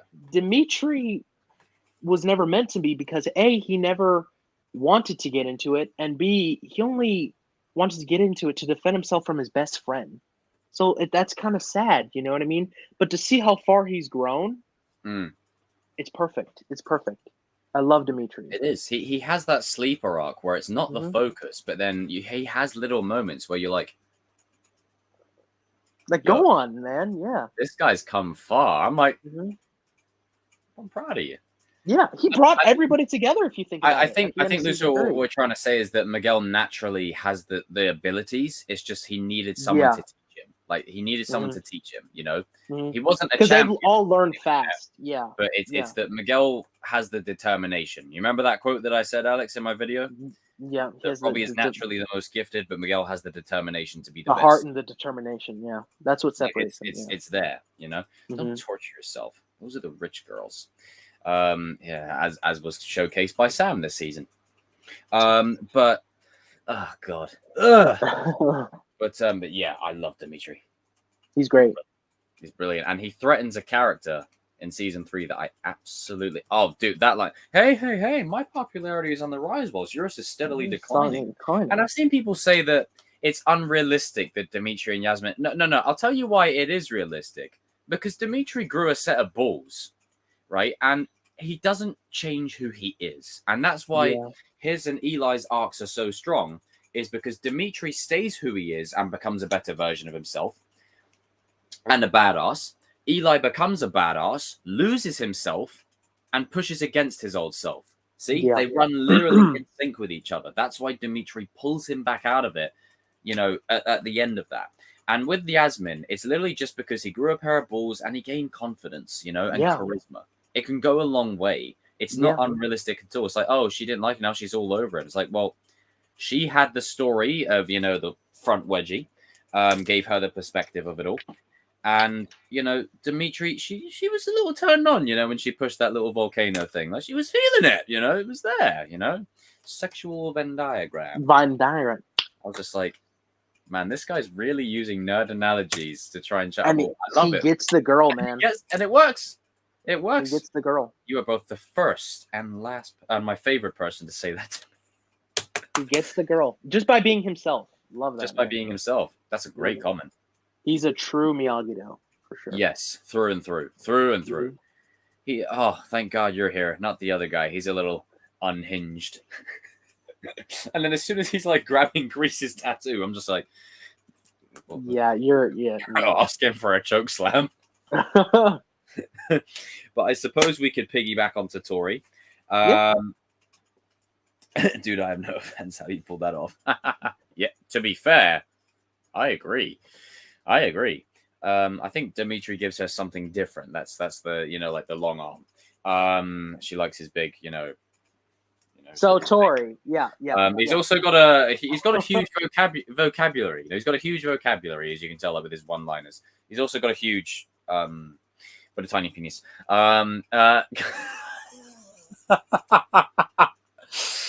Moving on to Tori.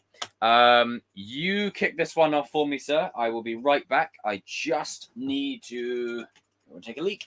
All right.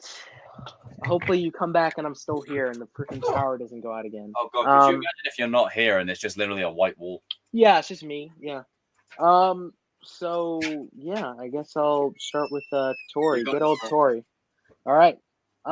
So this is kind of weird doing this by myself. But I'm gonna shoot from the hip. So Tori, when we first meet Tori, she's I wouldn't say psychopath, but she's a little on the edge. She's interesting, she's had to fight for everything she has, and when we meet her in season 2, we don't know that. We just know that she's this kind of badass, crazy chick that joins the fight, and her and Miguel start off, a little flirty, and they become an item. But it wasn't until the school fight that you really see that this girl is a beast, and she's a natural born fighter. She's all about just taking what she thinks is hers, and she has that like drive to be just a beast. She's a very she's very good at what she does. But yeah, season 4, I think Tori had the best arc, to be honest, because she was just we finally got a reason to root for Tori. I think, my problem with Tori beforehand is that I didn't know what to root for her for. I was always just kind of waiting for her to kind of like lose her mind again, but she finally proved herself and like why we should care about her and why we should see her as a person rather than just like something to look at. You know what I mean? So yeah, Tori was the standout of season 4 for me. And where she is now, before season 5, before season 5, I would have said that no, she will never redeem. Like no way, no. But now, I see her redeeming 100%. She's redeeming. Yeah, and just in the spot that she is with Silver, I'm worried for her. This is the first season where I'm worried. I think this is going to be her best season. Like I think if you think she had great development last season, I think she's going to be even better this season. And I remember doing a video for this before season 4 dropped. Actually, no, I might have done one like it after season 4 dropped even. It's on a quick side note as well. It's great how they've turned this No Mercy Saturday morning cartoon villain that's tearing people's faces off, basically like Skeletor, to this incredibly well-rounded, nuanced character. To the point where you start to root for her. Like as soon as she stormed off out of her job after Sam did her bullshit, I was like, yeah, she's winning. And I think that me too, dude. Me too. I think this season she is going to be in such a place of peril. And the videos that I did were about how much of an untapped gem she is. I think she has the most potential story-wise out of pretty much any of the kids. Because you can kind of see where they're going to go, but Tori's like that wild card. You're not too sure. Maybe she could go this way. Maybe she could go that way. She's the dark horse of the show for sure. Yeah, she's the dark horse. Like she's the one that she's like Dimitri, but for the ladies. The other side, yeah. But a bit more in the spotlight, let's say on Hawk level. That kind of way. Yeah. The Hawk for the ladies. I think it's kind of just seeing how she's going from point A to point B. And they've already written Aisha out as far as I'm concerned. I don't think you're ever going to see Aisha again. I don't think so either. Maybe before the end of the show or something, but I think Aisha's exit served a purpose. Oh, King Paris, take care. Everyone raise a toast to King Paris. That's what we do. Damn, 50 people in the stream. You guys are amazing. I can't believe there's 50 people. That's crazy. It's 50. It blows my mind. I used to fucking struggle with like 5 people, and I got. That's what I do. That's what I do. I mean, you know, I see people loving Robbie and shit like that now, and I'm just like, hey man, that's what I do, you know. Send me a paycheck in the mail. But with but with Tori, I think Peyton has the acting chops to really pull it off. For sure. My cat wants to go out the room now, for Christ's sake. But I think this season she's in such a space of danger where I think Daniel is going to be the one. You know, like that scene in the trailer where he's like, I know what Silver's capable of. It's going to be after he finds out what happens to Tori. I think once he sees those bloody knuckles, it all comes to a head. And then he knows instantaneously. Try not to knock my microphone. Then he instantaneously knows, okay, she's in trouble. She's in trouble. Here we go again. And, you know, he's already lost his apprentice to Silver and his, you know, dark deeds. He already saw Robbie reenact punching that guy in the face. He's not going to want a 2.0 of that because Robbie maybe only learned a bit of that Quicksilver method. If Tori learns a lot of it and gets really angry and pissed off, what if there's a situation where she can't get angry and pissed off at Silver, but he forces her to get angry and pissed off at other people? Maybe she puts someone innocent in front of her, you know, and maybe he says, what? You wanted to show no mercy. Go on, strike him down.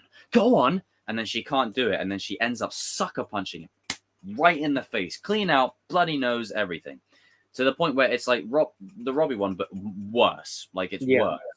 And I think that would be so great. And then you combine that with her mum passing away this season, you know, and Daniel sitting next to her and the score that plays with him and Miyagi, like bringing that back and sticking it to that.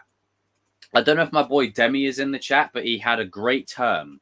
I can't say it for her aunt. It was a good term. It was a very derogatory term, but it aptly describes the type of person she is.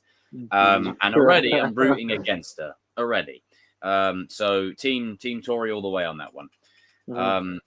But it's going to be, it's like, I was at little Timmy's birthday when he was like 5. He's like, Brandon is 8. I'm like, and she has to take, like, she's pretty much had no childhood. That's so sad. She's had to fight for everything she's ever had. And she's already grown up in a way. That's so sad. She's had to grow up beyond her years. And that's so sad. I've had conversations with people saying that it's unrealistic and whatever. And like, I know people who have genuinely gone through this. Like they've had to grow, like maybe not to the point of taking someone's face off, but they've had to do jobs that pay bills, you know, to put food on the table. It's a real thing. There are so many people who don't realize, you'll be the big 18, bro. You won't be in the Young Avengers anymore. You won't be in, You'll be in the big leagues.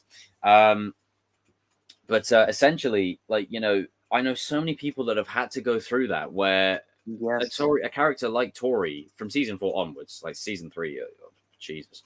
But season 4 and season 2, she was even doing some madness. Like she knew Mcgill wasn't over Sam, but like, duh. But I think, you know, having this sort of space, 16, where we can really allow her to grow because she's had it rough. Like she's absolutely had it rough. And there are so many people that can genuinely go, oh, you are quoting Tori. Oh, shoot. My bad. Sorry. Oh, I thought he was. Sorry, that's my fault. But she's had it the way she's had it and bouncing back and forth between jobs and trying to provide for her family. you know, and her mum, this, that, whatever. Now, I know people are going to say that her father's Mike because of the rage. Oh my gosh! Yeah, Yeah, that would. I mean, it would be. It would make sense. Yeah, it makes sense, but it makes sense why her and Sam don't like each other. I personally would just leave it alone. Like, Me just too. have it.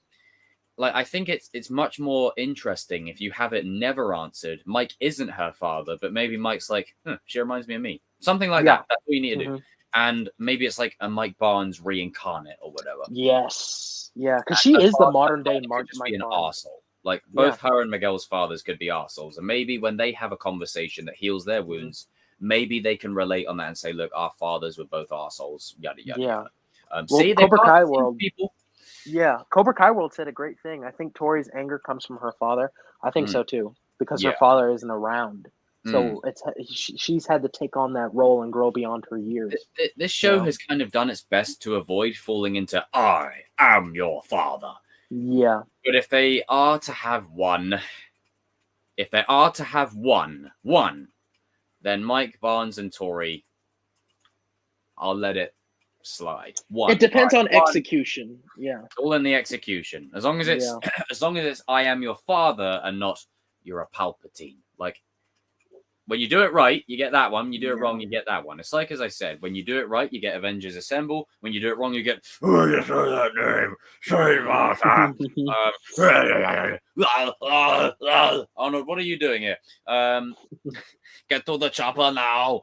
But yeah, cannot wait for Tori's arc this season. And I think she's going to be in danger. Like, there's going to be a moment, I think. Both her and Silver know. They both know. They know. Like, I know that you know that I know. But it's going to be a question of which one of us is going to say it first. Yeah. Which one of us? You know, Silver's going to be looking at her like that, and then, you know, she's going to be like it's going to be. They're going to be like how, you know, there's a tug of war. You know how like Hawk and Kreese had a bit of a tug of war in season 3. That on steroids. And I think he'll torture Kreese by torturing Tori. I think that'll be what he does. If he takes a snapshot of her knuckles, visits Kreese in jail, gives him the picture, just slides it under the, It's just like,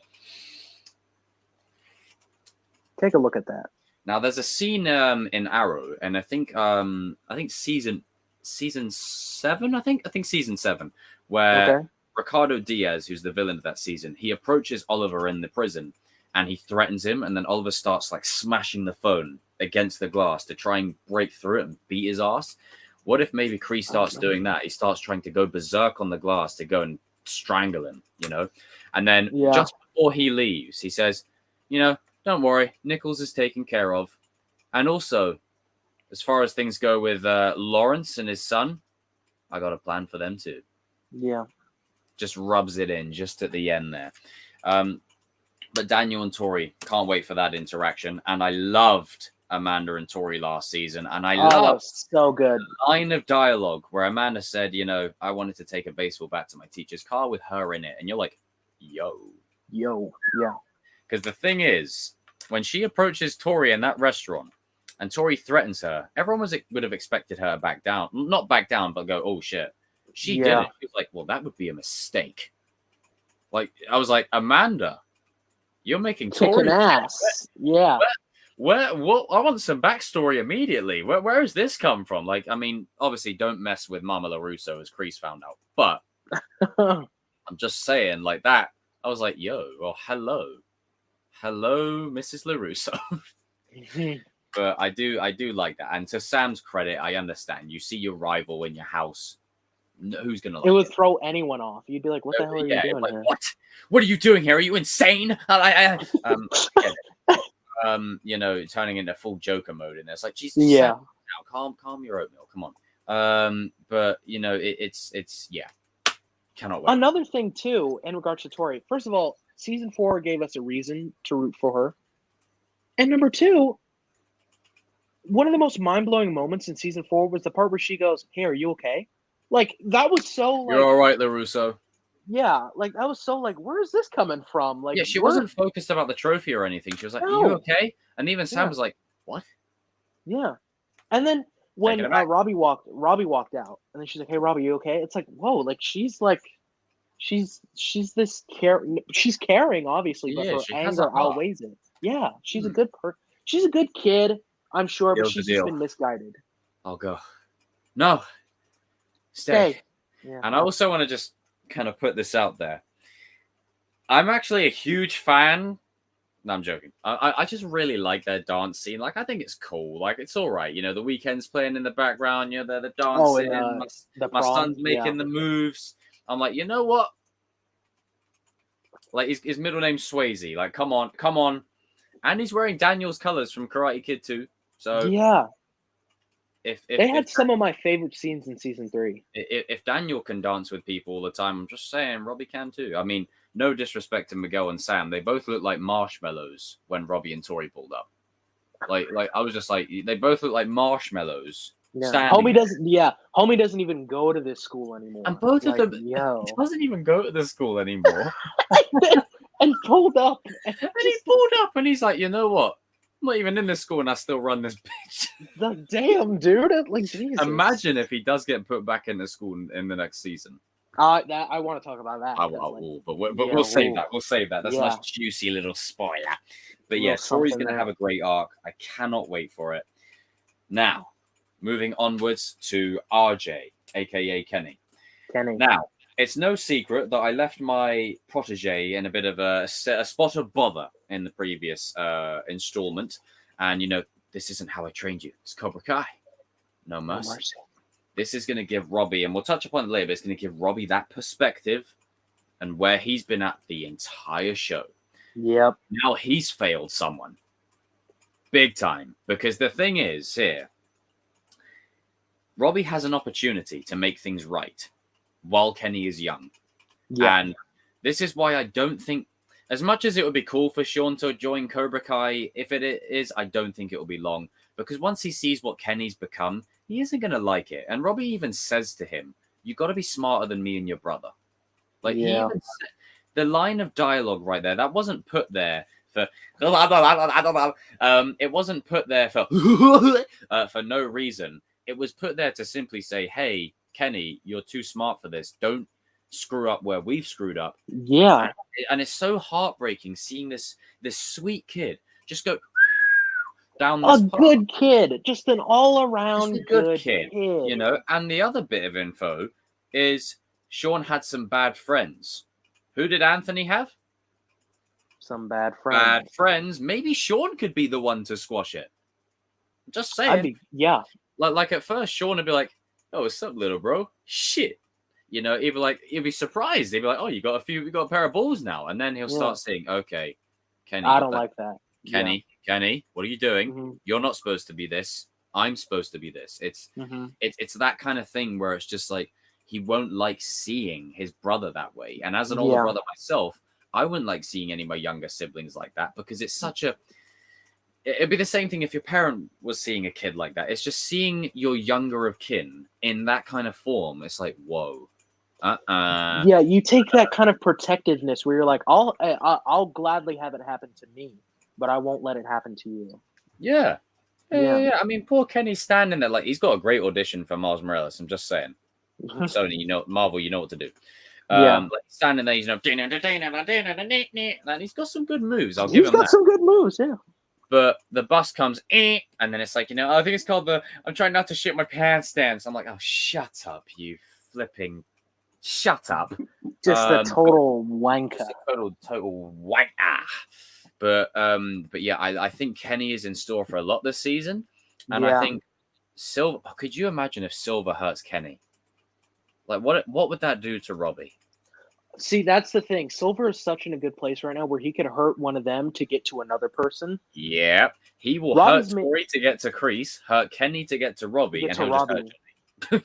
Yeah, just straight out hurt Johnny. But like, straight up, man. Yeah, but like Kenny just, oh Silver's my God, dude. This season, bro. Oh my God. And Kenny is such in a good spot where he could either be A, manipulated, or B, leave. I mean, in the trailer, like you see him really going full on Cobra Kai and everything. He takes down a full grown dude. It's like, holy dude. Like, what if Silver starts to plant the seed in his head? This is Robbie's fault. Robbie abandoned you. He's so gonna do that. Oh, he's definitely gonna do that. Robbie abandoned you, and then Robbie's got to deal with it. It's like, Robbie, Now, for everyone that calls me a Robbie fanboy, please listen to this. Robbie is now finally going to understand what he's been doing to every single person since the beginning of this show. Because now the one person he wants to get through to is like, talk to the hand because the face ain't listening. Like that's what it's going to be. And seeing Kenny just go from this to this to this, maybe Silver might have a little youngling moment where he just absolutely lays him out, like properly, elbow in the teeth. And I think it's seeing. I think we're going to root through Anthony this season. I think we will. I think so too. For Anthony, and I think Kenny by the end of the season will start to have a realization. What is this? You know, and I said it would be a great thing if Kreese gets out the slammer, and it's a great full circle to season 2 when Daniel walks in the dojo and half the students go to Daniel's dojo. What if Kreese walks in there, says, "Mr. Park, Miss Nichols, Pain. Now, the only reason he wants to take Pain is because of Robbie. What if Kenny's the one who decides to stay? That'd be so sad, man. And then, because you know, Kreese will know exactly what that's going to do to Robbie. And then I think everyone will kind of come to like any character that has an issue with Robbie will see the Kenny situation and go, oh shit. You know, and anything Mcgill has a problem with, everyone will come together and go, oh shit. Like there's a lot of uniting moments coming up. Yeah. And I think it could play out for a really heartbreaking story, you know, for the first, like at least this season, where you just have Kenny be a monster. And credit to Dallas Young, the way he held Anthony's face, you know, and he's like, a world of pain. And the smile. Yeah, like, Jesus Christ, man. You're like 12. You've like Mcgill was, you know, you taught me that. No mercy. Like he was determined, but Kenny's a monster. Yeah, Kenny, you were just like, what the? You've literally created a mini Joker. Yeah, and congratulations, Robbie. Yeah, good congratulations. Job. But he's very skilled for someone that's only been. Absolutely. He's only been learning what, like 5 months? Like training? He's fast. He's very fast. I love that he's fast. I love that they made that. Like that's his like little gimmick. He's fast. He's very. And I do like that Robbie picks up on it straight away. He's like, the only thing I can do is run. Then let's use that. Like use that. Instantly knows, and he teaches him Miyagi-Do, man. He teaches him Miyagi. He didn't teach him Cobra Kai. He teaches him Miyagi-Do. Like and he's looking out for him too. Yeah, and I love the fact that what he didn't want to happen to Kenny happened, just like what Daniel didn't want to happen to Robbie happened. So again, that perspective shift of just. And I do have to apologize for this, RJ, in advance. I am genuinely very sorry. I'm sorry. I'm sorry. I didn't mean to like take you out that much. Like I'm sorry. I didn't mean it. So yeah, I guess love conquers all. Jesus Christ. Cringe. My skin crawled thinking about it. But yeah, I can't wait for Kenny, man. You got any more thoughts? I hope him and Sean join the rest of them, because they need another sibling duo, you know, because you already got Sam and Anthony, but I wouldn't mind the Payne brothers, you know, Sean and Kenny. I like that. That's a good duo. Oh, shit, that's sick. The Payne brothers. Oh, I like that. Payne brothers. Sounds like a WWE stable. I like that. Think about it. It's pretty much if you have Rey Mysterio teaming up with Batista. Yeah. It's just it's like that kind of dynamic. You know? Like Batista is like Sean, he's like the bruiser, grab and throw you, and Rey Mysterio is like the fast acrobatic, get in there, get out, you know. Take him out. Love it. Hobbs and Shaw, you know. That's another great duo. But yeah, absolutely. And I think like Robbie, like, come on, man. He's a cultured man. Like, invite the man to the cookout. Like, come on. He is with all the cultured ones, isn't he? And I love Robbie has no hesitation whatsoever. As soon as like Kenny storms off, he's like, and he goes straight there. Yeah. You know, bring Kenny home. But if everyone is at Miyagi-Do, who will they fight against? 9 dojos worth of students. 9. Put it this way, before we transition into the next character. Evil doppelgangers of the main kids. Like, have a version of Robbie that wanted to kill someone. Have a version of Mcgill that went to the dark side. Have a version of Tori that takes people's faces off for a living. Like, that would be great. Like, a bit on the nose, but I wouldn't mind it. I wouldn't mind it. We need villains, not great people anymore. Villains. Yeah. Villains. Villain. It's true, actually. It's kind of like the Hobbs of the group. But yes, we will transition from Kenny into I presume Anthony, I think. Oh, Anthony? Or did we kind of did Sean and Kenny Yeah, together? we kind of did. Yeah, we kind of did. Yeah, we kind of did the Payne brothers together. Yeah. And also, if Sean is to get out, it'll be halfway through the season or towards the end. Yeah, because they said that for a reason, that he was getting out in They summer. put that for a They reason. didn't just throw that in there. You know what I mean? Hey, Zach. Psycho Rangers, you're speaking my language. Pretty There's much. still 50 people here. You guys, I love you. can't believe it. That's It's crazy. still, dude. this is the most I've had in a stream in like ages. But yes, Anthony, you little shit.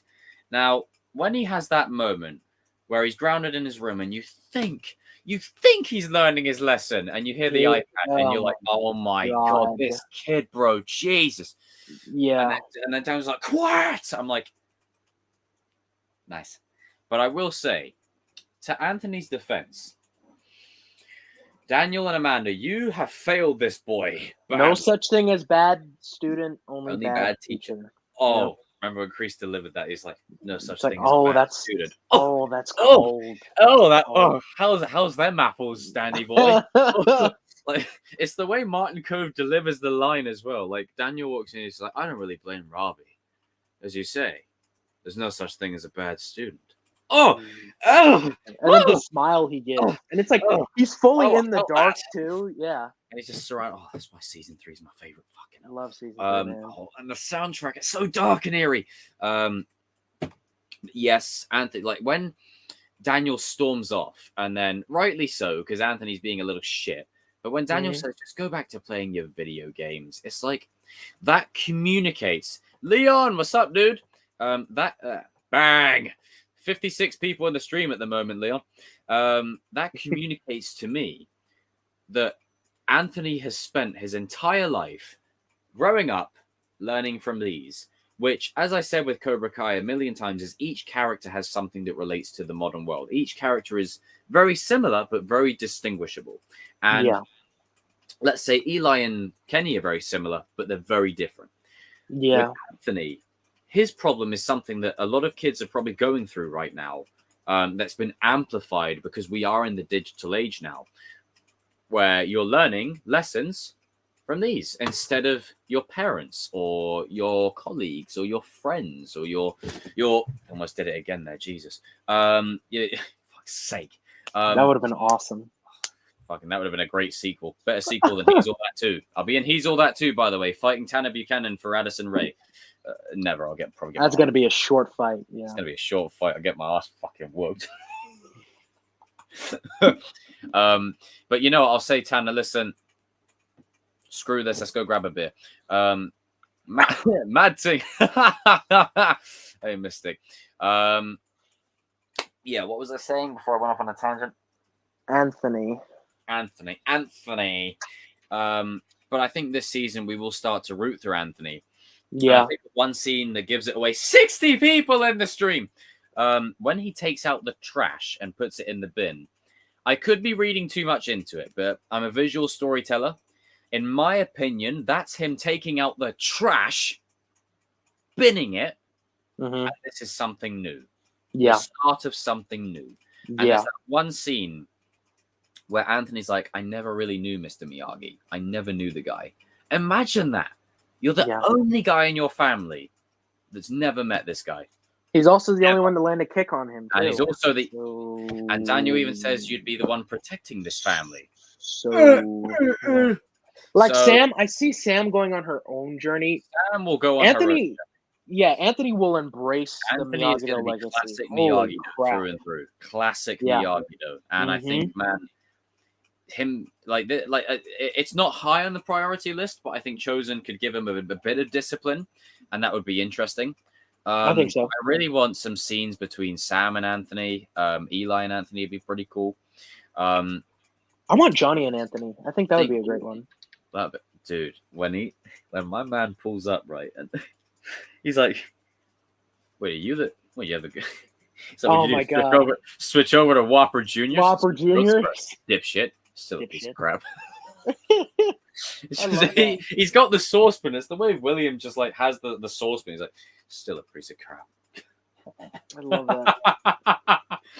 Oh, I love it, and it's crazy that it's the same actor, but when you look from season 1 to dude, now, I thought it was a different actor. I really did. I But know, then me you find too. it. Yeah, Even but in it says season 3, I was like, yeah. I thought it was a different kid. But then you're like, it says Griffin. I was like, no because there's such way, a gap no way. between 2 and 3 that there's like a massive jump, like in terms of the years. Switch over to Whopper Juniors. It's called a growth spurt. Dipshit. Still a piece of crap. Just the way William delivers that line. But yeah, I can't wait. I think Anthony's going to have some good things in store for him next season. It's going to be interesting to see the dynamic between him and Kenny and how that plays out. And then also Leah. Now, there's some weird people out there that do some weird shit. If you're one of those, stop it. But for mature people like us, well, we're mature in a way.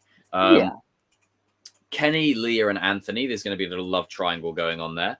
I think there will be another beach fight again, or a beach situation where Kenny and Anthony get into a scuff, and then Leah's like, "Oh my god, Cobra Kai, they were right.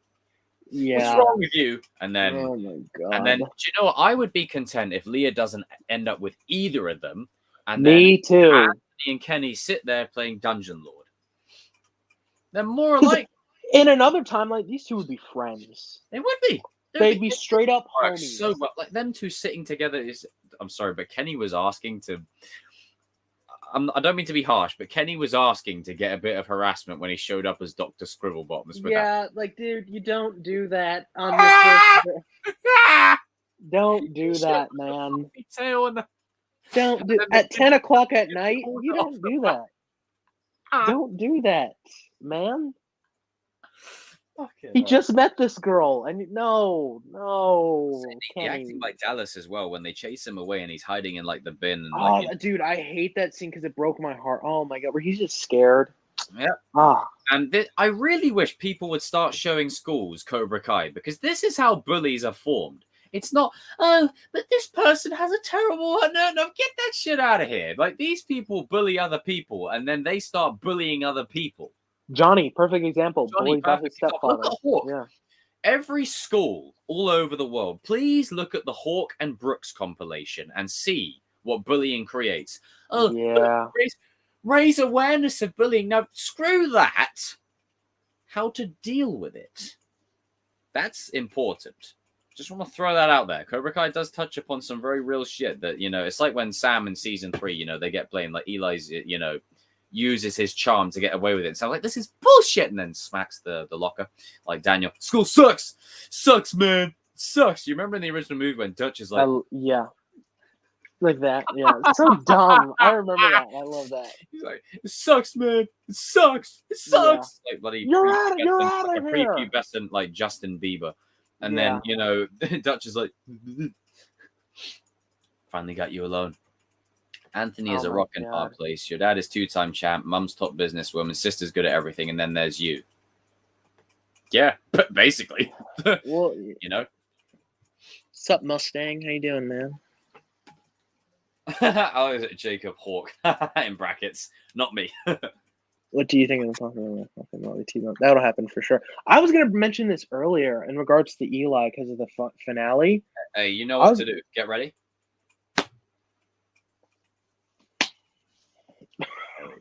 I love that bow. What Jacob and Robbie sitting on a tree, kicking NPCs. I think I love that moment personally in season 4, but here's the thing about Eli. Hawk and Robbie could never be friends. No way. These guys are mortal enemies. At best, they can be cool with each other, and that's it.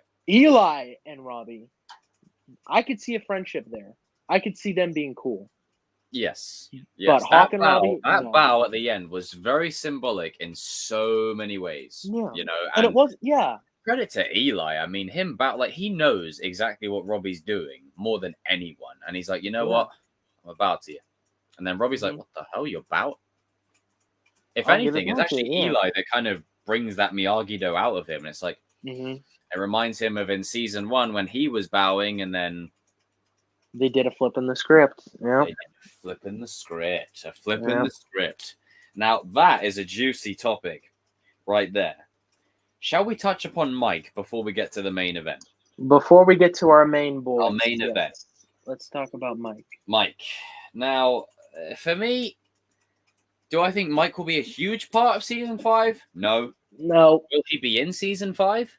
Yes. probably. And I think it will be towards the latter half of the show. It won't I would be, say episode 9, episode 10. episode 9 or episode 10. And I think that'll be when Silver's like, okay, I've got to stop being the face of this thing. I can be the face of it, but I have to be the face of it from the shadows. Yeah. You can be the face. That's right. You, Mike, can be the face of this whole shebang. Yep. Perfect. Karate's bad boy. And you get your for a reason. dojo. Yeah. Karate's And bad basically boy. puts Mike Barnes in the firing line. Oh my Could you God! imagine- Seeing us, yeah. Could you seeing imagine a scene Mike where they Barnes' first interact, day at work and then love it. Chosen Johnny and Daniel Strong? They're just like, who the fuck is this? But And then then Daniel's knows like, who oh, he for is. Christ's sake. And he rings Yeah. up Amanda and he's like, Oh Amanda, my God! you know what I was saying about, well, if there was any more? Yeah, the final ones just showed up. This Yeah, is the and final you- one, I yeah. promise. And you hear her on the other line just go, another one, like at the top of her. Could at you the top imagine of if her like lungs. Jessica from the third one shows up and she's like, again? No, this one's fine. She's a friend. She's a friend. Oh, really? She's a friend. We Just never a got friend? anywhere. She's And then just it's a like friend. just a friend. But imagine that best day of work, first day of work ever. Mike's like, I got 50% of this dojo. And then Chosen, Daniel, and Johnny just walk in. And he's like, oh, shit. Shit, Just gets fucked up. dude. Oh my God, Mike. Get the if point.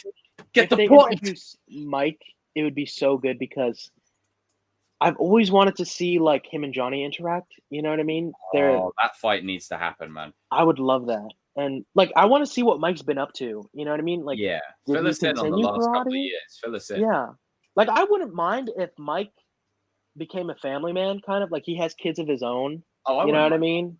Yeah, and would his mind kids that. become like his kids are jackasses, and they become like, you know, Oh, dude, you that know would be the hilarious. new kids. Yeah, I Mhm. wouldn't mind that. I would like to see Mike again. And plus the actor keeps teasing it, so Yeah, obviously Sean's he's gonna like show up. on it consistently. He's showing up to Comic Cons, and he's not even in the show. Like You're probably right. he's in it. He'll probably do something with his book to do with it, but like he's bang on it, so he may as well Yeah. be. Mhm. Shout out to everyone that when Sean Kanan got like, and he had like a little mohawk here, everyone said that he was Hawk's father. Oh God. Yeah, if that was an on the nose way to say that he's Hawk's dad, Jesus Please don't. Christ. It's like saying Please don't. Luke Please Skywalker's my don't. father and then stealing his clothes and then putting his hair on. It's like, but if Mike is brought in, which he inevitably will be, You will. it'll be interesting. And I think it Mhm. will add a new dynamic. And I don't know if Mike and Silver will be friends forever in that sense, It'll be a business exchange. but it'll be a What it is. business exchange. And I Yeah. think you need someone on the Sensei's team, like on the bad side, in terms of the henchman, that is a threat. So you've Yeah, got that's- Silver, Mike Barnes, the new Sensei, Mhm. the other 2 new Senseis, and 9 dojos worth of students. You got an empire right there, baby. Yeah, I Is like. that- I like. New Sensei that's coming in, I think she's going to have a good arc too. I think so too. But yeah, Mike is just.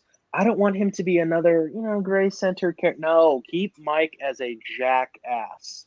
Like, yeah, maybe I would he could like have him to the. be the jackass. Yeah, like maybe he's like kind of like Silver, where he's kind of redeemed as a family man. But Maybe. then once he gets back in, he's like, oh, okay, like Yeah. now I'm kicking ass. Tori, I am your father, and she goes, Please don't. No, God, no, get that out of Get here, that- you donut. Get out of here. You donut. Like, I'll just be But- watching that, and then they'll do the reveal, and they'll go, no, don't do that. No. No, No. no, don't do that. No. But yeah, it'll be Jesus. interesting to see what they do for Mike. He's definitely going to show up in some capacity. And that basically checks everything off the list. And now, We The could talk main about event, our. We and could there talk is a about our reason. goats. there is Yeah. a reason why we've left these 3 characters to the end. Because as I've said a million times before, and Alex as well, the entire backbone of this show, it's not, Sam and Robbie is Endgame, or Miguel and Tori. Like, get that shit out of it. It's none of that. The real love triangle of this show is A, B, and then Johnny is C. Like, it's those 3. That's the love triangle. It's the Yep. fathers and sons. And the whole, I saw someone comment on saying, yes, I'm right. They're never going to be friends. It's like they literally They literally put say, that in the trailer for a reason. That's we're not marketing for you. friends, and we never will be. It's We like never will be. Yeah, you'll be friends. that's basically every buddy cop duo in every movie ever. Pretty much. Hangman and Rooster in Top Gun Maverick, bloody Goku and Vegeta, bloody damn Lee, Carter and Lee in Rush Hour, you know, Oliver and Diggle and Arrow. There's so many. Like it's Hobbs and Shaw, you know, to name a recent one. Just to kick things off with this, before we mention how Johnny could get seriously hurt, let's touch upon the reaction from the two boys here if Johnny is to get hurt. Now, me and Alex have long said, what if, now these two will get laid out on the floor, but what if Johnny literally gets hurt, and I mean really hurt, to the point where season 6, Robbie and Mcgill are both nursing him back to health, so it gives Robbie the perspective of what he did to Mcgill, because he did almost kill someone, and then Mcgill will be there for Johnny the same way Johnny was there for him. See? Setting it up nicely, and then Mcgill and Robbie bond over that. Yeah. But the first team up you see of these two this season, maybe you get one in Mexico, like a little glimpse of it. But this is the first sign of a proper team up. Daniel and Johnny vibe, right? Johnny's injured. He's down and out for the count. Everyone's like, oh my God, Johnny. And then Mcgill and Robbie. And shout out to my bro RJ. He said, you know that scene in the fourth Fast and Furious film where Dom says, I don't plan on bringing anyone back. And Brian's like, I know.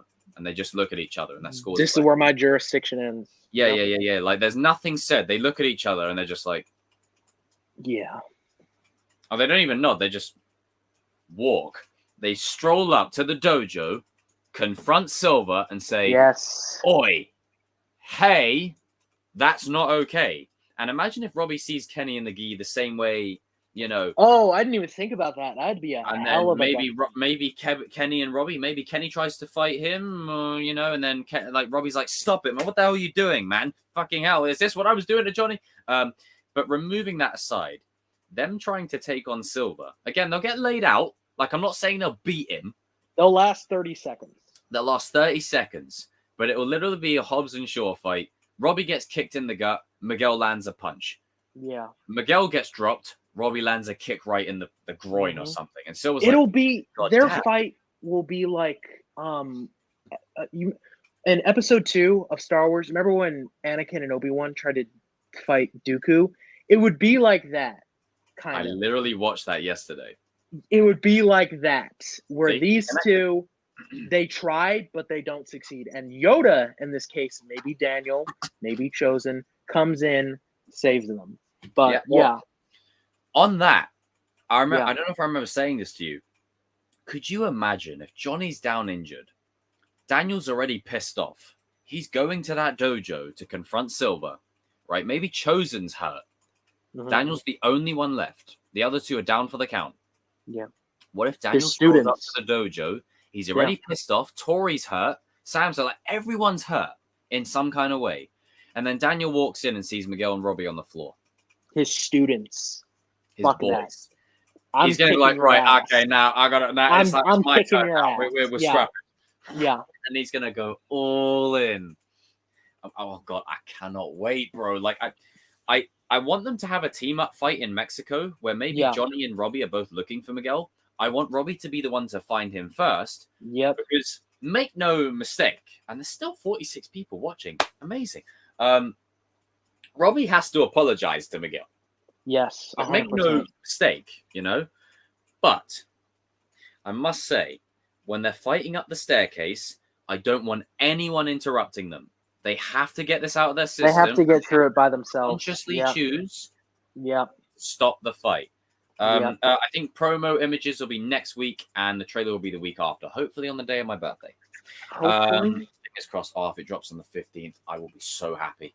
That'd be awesome. Hopper versus Silver. I love Hopper, but in a fist fight, like if there's weapons, Silver's going down. But if it's a fist fight, like I think Silver would just give him one kick and have at the end of it. Sir.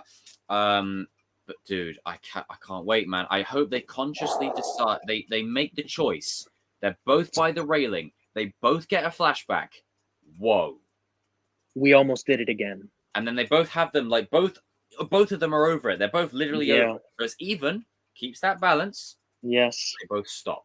They stop because they're like, shit, like that. You know, they stop it. You know, because here's the thing, and I might go on a long tangent on this. You go, buddy. This is your time, man. Go. When the trailer dropped for season 5, I want to share this story. I was at a TGI Fridays at a restaurant. I was sitting there waiting for our food, and I get a text from our group chat, season 5 trailer. I'm like, no way. I press on it. It's the actual trailer. Without hesitation, I ran to the bathroom, locked myself in the stall, played the trailer at high volume. Videos that I end up doing. Yeah, I was freaking out. I couldn't believe it. But as soon as I saw... Get the hell out of Dodge. As soon as I saw the rematch, holy God. I have never lost my mind. I was just like, oh my God. Even Juliana, our fellow legend, was like, Alex, I thought of you when I saw that. Because it was just like, I didn't think it was going to happen. Because these two, if you already can't tell, these two are my favorite characters in the entire show. Because A, I could relate to them both on a deeper level. But also because, like everyone else, they're the good guys. You know what I mean? For all intents and purposes, all the other rivalries are based off of good guy versus bad guy. But with Robbie and Mcgill, it's a good guy versus the good guy. It's a misunderstanding. In another timeline, these two would be homies. They would be friends. They would be having a laugh. There is a version in the multiverse where Robbie joins Cobra Kai and him and Mcgill both train under their father. Exactly. And it's like, just seeing that, I was just like, oh my God, yes. Not only because they need to bury this beef, but also because it would do so much more. Because alone, these two are great. Alone, these two are the best fighters in the entire show. Period. But together, they're more. Together, they are something else entirely. And if they bury it and they're younger than Johnny and Daniel, they could end the vicious cycle. That way their kids don't go through it. You know what I mean? And instead of like with Johnny and Daniel, their rivalry started when they were 17. Instead, in this case, Robbie and Mcgill can end their rivalry when they are like 17. 18 or 19. Exactly. It's crazy. Exactly. So it makes sense. But like ever since season 1, I was just so fascinated by their dynamic because we were seeing it through these two eyes. You don't see it often because as much as Mcgill you kind of root for a little bit more, both of them, for all intents and purposes, as you would say, they're good guys. And they're right into the throats. And then the real villains get introduced. And you're like, man, why are these good guys still on the wrong sides of the fence? That's why they kept it on going for so long, because they knew as soon as these two get together, it's over. It's over. Who else do you need? Who else do you need? You technically don't need anyone you throw else. in Dimitri's development where Hawk's at, like you throw in Sean and Penny, like it's over. It's over. You might as well throw in the towel and kiss your ass. Goku and Vegeta, bro. Like, yep. You gotta. It's Tommy and Jason. Oh my God. Tommy and Jason. It's Tommy and bro. If Robbie grows out his hair, like if Tanner grows out his hair and just has like the Tommy Oliver like hair, the ponytail, like a proper ponytail, the whole. I'm like, oi. That's it. That's it. And I also want both of these two characters by the end of the show. Robbie Lawrence, Mcgill Lawrence. Yeah, that'd be cool. Enough said. That'd be cool. But yeah, just seeing where they were from season 1 onwards, because the whole time you were thinking, well, eventually these guys are going to meet up, right? How will that go out? Oh, I will never forget watching it the first time, just being so excited to like, I can't wait to see these two meet. Exactly, because it's so different. You had the nerd bullied kid go to Cobra Kai while you had the delinquent skater. I love that scene. Yeah. And you have the delinquent skater juvenile kid go to Miyagi-Do. So it was who isn't a bad boy, but he's a bad boy. Yeah, he's a kid. And Miguel's got a bit of that dark side edge to him too. Yeah, let's not forget. Robbie fell to the dark side. Mcgill didn't fall to the dark side. He flirted with it, if that makes sense. Season 2, in the forest. He showed signs, And offensively, Miguel's one of the best. Defensively, Robbie's one of the best. You put these two together, it's over.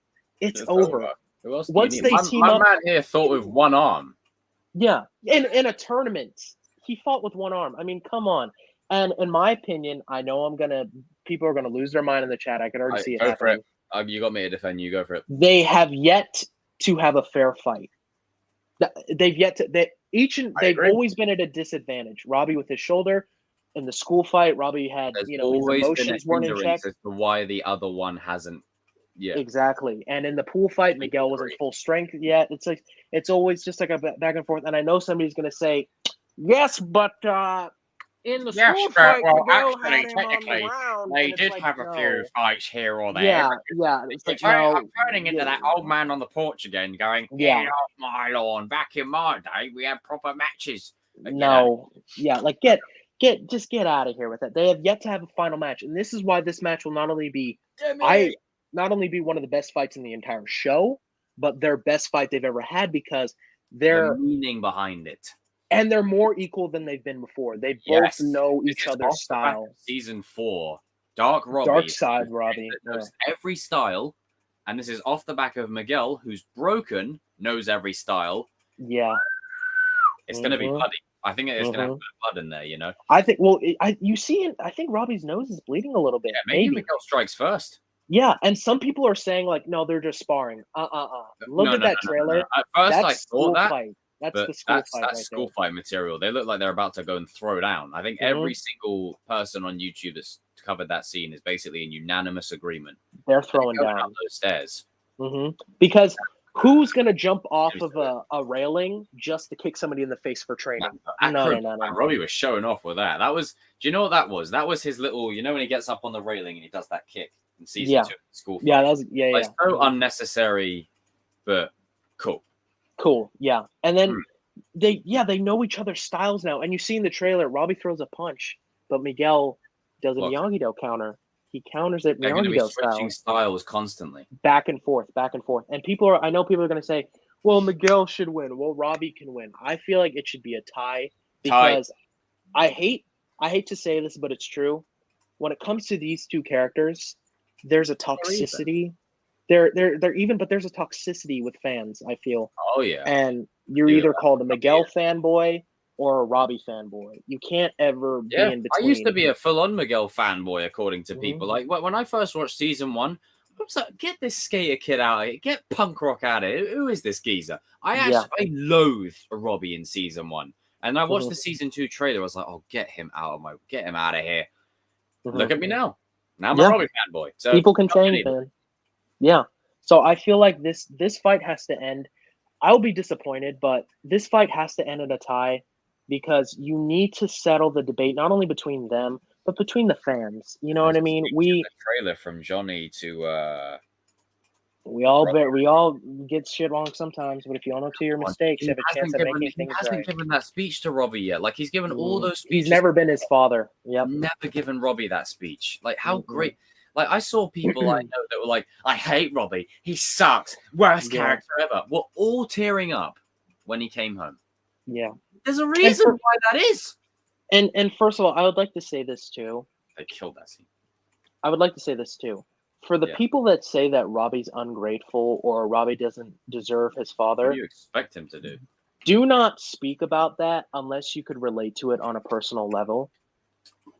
Don't speak on somebody not accepting their father or anything unless you can relate to it. Yeah. Like you can have your opinion, but both you and me know. Let's put it in context.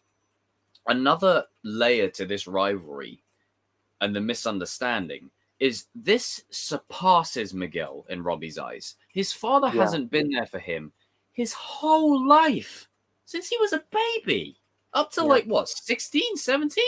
Like 16, 17. Imagine your dad, right, not being there for you your whole life up until that point, coming in, calling the shots, giving you an inkling of hope that he cares. And then at the first bit of resistance from you, you're testing it, fucks off, and then he goes and flirts with the other kid. You're like... Not just another kid. Not just another kid, but the kid that happens to be your rival. Like that, and have the girl that you like. Yeah. And the father that you could have been with. You know what I mean? Yeah. And the thing is, I've defended it a lot. You know, why does Robbie push him away? Because he's testing him. He's testing him to see if he'll fight for him. And he doesn't.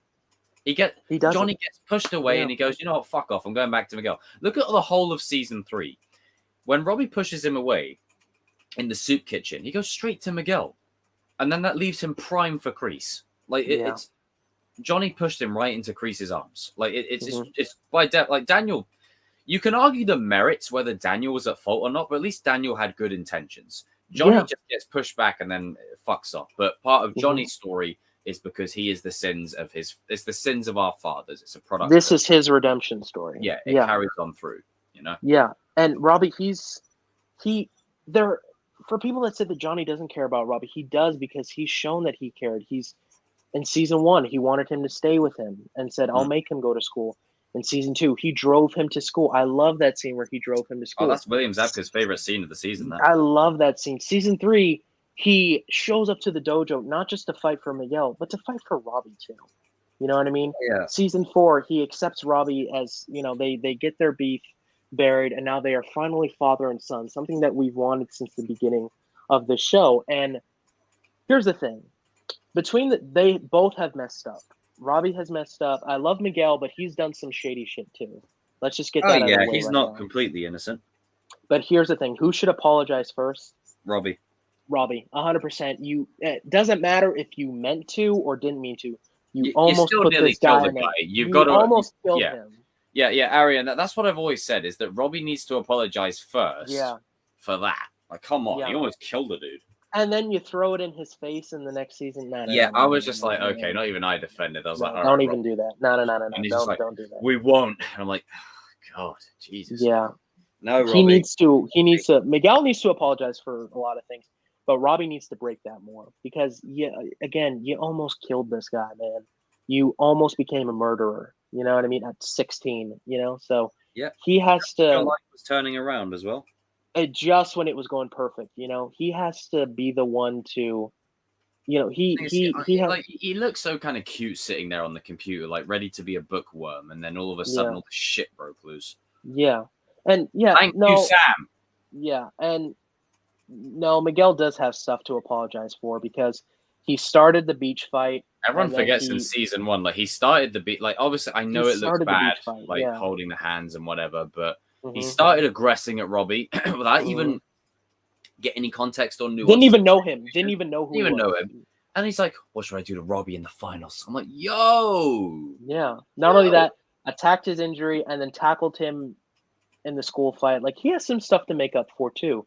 Yeah, and I get that it's all about perspective, but that's the point of Robbie, too. It's just like, hey, yes. And what the show's trying to say is that both are right.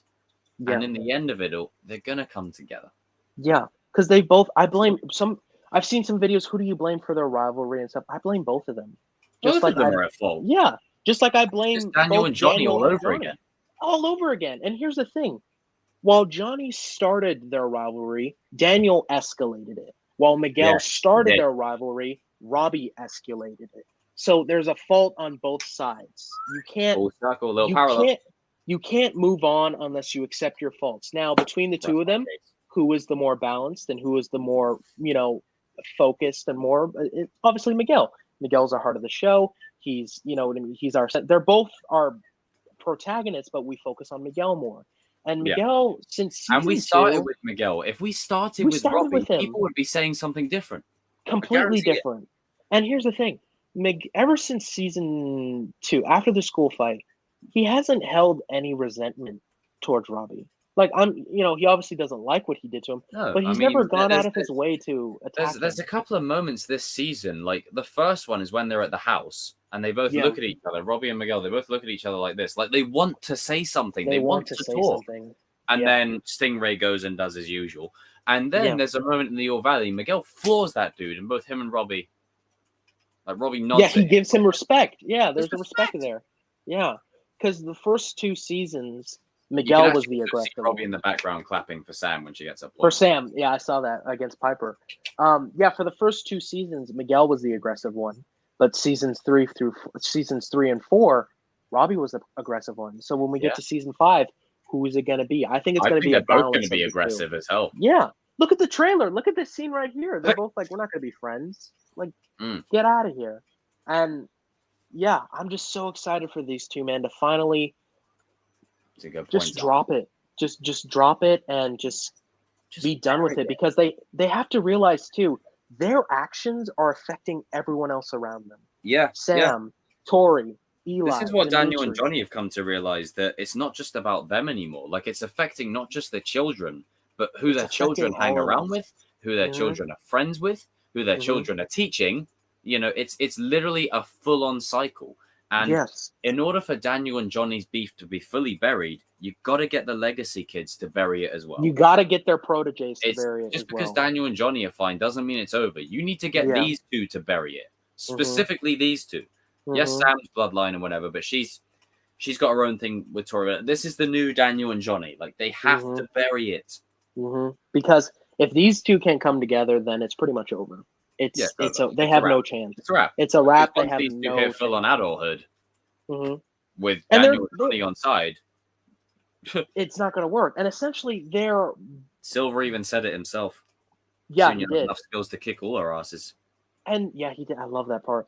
But they're both the same person in a way. They're they're two sides of the same coin. You know what I mean? They just have they've just been a different Different life. lives. Yeah, different life. They're essentially the same character. You know what I mean? They're both Just a different type of approach to a situation. They're both good kids. I mean, they're both good kids. They're both, karate prodigies, but they're just both. It's such a shame that it took this long, but it also keeps As it I've in reality always said, that some I people don't get it together. understand Robbie's point of view in the scene, but I don't like it. I explain the reasoning as to why he's done it and why he tried to attack him. But I'm not a fan of it. I don't like it. Yeah, Like, you shouldn't be trying to fight somebody that just got. you literally just put lucky this to dude in the walk hospital again. and you're trying to fight him. Like, for God's sake. Yeah, but I mean, I just hope that they will. I don't mean hope, but they will bury their beef, and I cannot wait for it, because it brings solace to not only themselves, but it also brings solace to Johnny. You know what I mean? And the fandom too. And Oh my god, the fandom. like, needs oh my god, more. Robbie's still better. It's like, no, you're missing the. Yeah, they're missing the point. Like, they're not.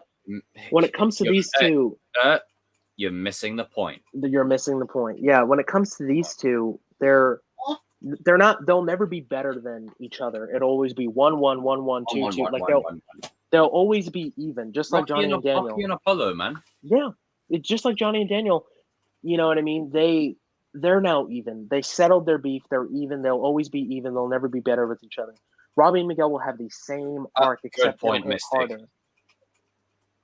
Who's to say Robbie doesn't want that for him to get? Yeah. See, here's the thing. Robbie literally said to him in the car, "I know you guys don't like each other, but you can learn a thing or two from each other. You can learn a lot from each other." Yeah, and oh my god, doing now? They're learning from each other, and now Daniel and Johnny both know the good parts of Robbie and Mcgill. They both have that perspective. They know that they're good kids. Yes, which is why when Daniel approaches him in season 4, he's not the only one who needs a wake-up call. He doesn't try and persuade him. He just simply tells him, this is what's going to happen to you next. And if he returns, he'll return. Daniel will have him come back with open arms. You know what I mean? He will. Doesn't. And the thing is, when Robbie walks away, you can tell he's conflicted. Yeah, he's thinking about it. He's like, shit. Oh shit. I think this dude's right. And then at the All Valley, it confirms it, and he's like, shit, Daniel warned me about this. Yeah. Screwed everything up, and that scene, man. Oh. Yeah, but the rematch, this is the real rematch of the century. I'm sorry, but no one in the way. Yeah, that Vader and Kenobi one, it was all right, but this is the real rematch of the century. Yeah, and I don't want anyone to come. I don't want Carmen to stop it. No, I don't want interference. They have to grow by themselves to realize that they can't do this anymore. They have to choose willingly to stop it, bury it, and done. And that will set up, hopefully, a team up in the later season. Oh yeah, season 6 will be the main team up. Oodle. That'll be the main team. Season 5's ending is basically season 3's ending on steroids. Yeah, hopefully. That's just the way I see it. I think that it's going to be exactly that. Yeah, exactly that. Yeah, I hope so, man. I hope they bury their beef, and they will. They'll obviously be friends. They'll be more than friends. They'll be brothers. They'll be family. They'll be family, man. That's crazy to think about. And I also want Carmen. I want Carmen to have more. Remember what you told me about that group photo that they took at the LaRusso household? Yes. So what I told Jacob, and when they were taking those photos for prom, I said to him, I was like, man, this would hit so much harder, but there's one person missing. You know what I mean? There's I mean, yeah, one Daniel person and Mcgill, missing. I do hope we get more, but there's no reason Miguel should be wearing that headband. Yeah, There's no, no no. reason. He just Give it got there. Give it to Yeah. Sam at least, or not Mhm. Anthony. Give it to Sam at least. Like, why the hell is it Mhm. on Miguel's head for catching a fish?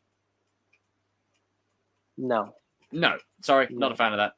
Not a fan of Yeah. that. Didn't like that. I didn't expect. I basically expected Johnny to react the way he did once he saw that. It was like you Mhm. trained with this dude for what, 5 minutes, and you give him your legacy headband. Catches a fish. Robbie does no. like the wheel technique. Sam's your daughter. No. No. But as much as Miguel's journey is growing anyway, so he will. I mean, it was mostly personally for me. I don't have a problem with Miguel getting the headband. I want him to get it. It's just where they placed it.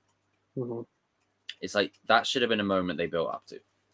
It would be like Johnny giving Robbie the Cobra Kai jacket. It would be like, well, shouldn't you give that to Miguel? Yeah. Oh yeah. Yeah. Ooh, what if he does? Oh, gives him the jacket? Mm. That'd be cool. Well, that'd be cool. Oh, but it's a Cobra Kai jacket though, isn't it? Exactly. So you got to take off that patch and put like So Eagle Fang or you gotta something. bury it. Yeah. The headband. Which? Oh, Johnny's headband? Yeah. What if he gives it to Robbie? Oh, yeah. They're the Johnny and Daniel of this It'd be weird generation. seeing Robbie with a headband because His hair's too short for it. yeah, I think I really wouldn't mind him getting that little man bun back. Just keep it man bun the whole season. Just for Yeah, Tommy don't have the Just fucking don't quiffs. this. Yeah, Like no, that. Get it out of You know, here. this is No. the guy who was beating on Dimitri. Like, just No. just tie it up. I wonder if Miyagi-Do's will welcome back Robbie. Of course, yeah. Open yeah, arms. I mean, Yeah, Dimitri totally. even said it. Like, rhymes with Dobby. Like, they want Yeah. him back. Like, it's They want him back. They just don't know how to. You It betrayed has to be his Miyagi-Do. choice. Traitor. Yeah. Oh, and It's here's just- another thing too. I said to you the other day. I don't know if you remember. Out of all the kids, these two are the only ones this season without a dojo. Every the other kid is in a does. dojo. And that's Yeah. done for a reason. Yep. And both me and Alex are in unanimous agreement here. Does that mean they're both in Eagle Fang? No. That just No. means they're training with Johnny. Yep. And when they eventually come to a dojo, it's all at Miyagi-Do, all together. We don't All need together. Eagle Fang. It served its purpose. Yeah. It's time over. It's time to go back to that black and white formula. It really Yeah. is time. Like, not full on black and white, because that's not what's the DNA in the show. But Yeah. we need villains to fight against. Like, we Mhm. need okay, these are the bad guys, these are the good guys. This is why Robbie and Mcgill are alone this season. Because Yeah. they're for every single fight in this show, these two have been opposite sides of the fence the entire Every single one. Yep. no matter what villains involved, Silver, Kreese, whatever. These two have been opposite sides of the fence the entire time. Yeah. Now that they're on the same side of the fence, one united goal, you know? And here's the thing: their In the arcs man have been. bun, don't bloody have it flapping everywhere. Yeah, their arcs have been going like this the entire show. But going to season 5, it'll finally go like this, where they meet Merge. together. Yes, they'll merge, and it'll finally be like, this is where it should have been from the first I mean, place. could you know? imagine a scene in season 6 where Daniel, Chosen, Kreese, and Johnny, the whole load of the kids, that Bill Conti score, the training one, you know, the one with Daniel and Robbie in the first season, and Yeah. Dimitri and Robbie, Dimitri and Daniel, that one's playing, and it's the full crescendo because we haven't heard the full score. We've only No. heard bits and pieces of it. I want to hear OG Karate Kid 1 or 3 or whatever, full on Bill Conti score, slamming through the speakers as like Daniel's training Miguel and Robbie or something. God, Could you imagine? so good. That'd be Oh. so good. Because Oh, he's got the perspective of both of them now, man. Like, it's so good. It's so good. And you know what I mean? I know some people would say this, but between the two of them, who I believe personally, if you're going to draw it down to the point, who is the Karate Kid of this show? Miguel. They all are. They're all Karate Kids in a way. Oh, yeah, Robbie yeah. is one for sure. But who's our main next gen Karate Kid? Yeah, they're all Karate Kids in their own Yeah. kind of way, but Yeah, more or less, the Miguel. poster boy Karate Kid is Miggy. Miggy. Yeah. Miggy. But here's the thing.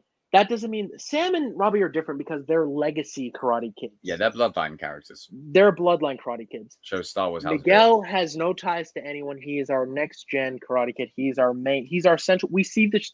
we see the Through world his through his eyes. eyes. Yeah. So, Mhm. what Now, are it's your hopes definitely for their? changed as the show's gone on, but it definitely in like season 1, we were Mhm. seeing it through his eyes. It's like Mhm. what Mark Hamill said about the sequels. It's like you've been here before, but you Yeah. don't know this story. hmm That's basically what it is. Yeah, because usually if we're not with Miguel, then we're with Robbie, and if we're Yeah. not with Robbie, then And the we're thing is, we're with Miguel. So it's only like going back Robbie and forth. had 2 seasons of Miyagi-Do development. They're not just Mhm. gonna throw it out the window. That was done No. for a reason. Yes. And I gotta be honest, right? I'm gonna give my boy some more shine. Robbie made Miyagi-Do badass. Like, I'm He sorry, did. Daniel was cool and OG, but Robbie gave them a bit of edge. I was like, you Mhm. know what? Hey, Miyagi-Do's looking sick. You know when he's got like the man bun, you know, and he like does the docks and the dodges and the dodges and the kicks, Yeah. and it's just like knowing that this guy's like a Tommy Oliver type character fighting for Miyagi-Do is sick. It's I like, love oh that. yeah. I was full on Cobra Kai the whole season. And then the minute I saw Robbie rock up in the gi with the man bun, going full on Tommy Oliver on people, I was like, hey, you know what? I might have to switch back to Miyagi though. Holy shit. Like, And he's only been training for like 5 cool. months. Yeah. He was only training for what, maybe 4 months, If maybe? that, Yeah. And then he picked it up like masters a that. kick. He mastered a kick that not even Daniel Could you can do. imagine- Like, whoa. What You know? if both of them try and do the move on Silver? Like Robbie does the 2-legged kick, and then maybe Miguel does the flying tornado kick. hmm Like maybe Robbie does the 2-legged kick first, boots Silver that way, and then Miguel just comes flying in with the tornado kick and swoops it out. Oh my god, they both have their own style. They both have their own style of kick. I never realized that. Yeah, Holy you know, like shit. in the Chop Shop in season 3 when Daniel and Johnny both They floor that need one to dude at have the same that. Yeah, time. yeah. They need to do that. Yeah. Maybe Silver doesn't go down, but maybe he does go down, but he gets back up. But it will show. Oh like, yeah, he'll get shit. back up. He'll just go. Yeah, All that was that for a good. drop of blood. all that for a drop of blood, and then takes their ass out. But yeah, Did you I'm imagine so Silver excited for entering that. like Thanos in Wakanda and he just absolutely decimates everyone? Just decimates everybody. But yeah, man, And I'm instead excited of for the their. score in Infinity War, it's just And he's taking everybody out. But yeah, man, I'm excited for this rematch. I'm excited for these two. What are your Three-legged what are kick. your hopes, man? Juliano, what's up? How are you? Three-legged kick. Three-legged kick, not two-legged, three-legged. Oh, sugar.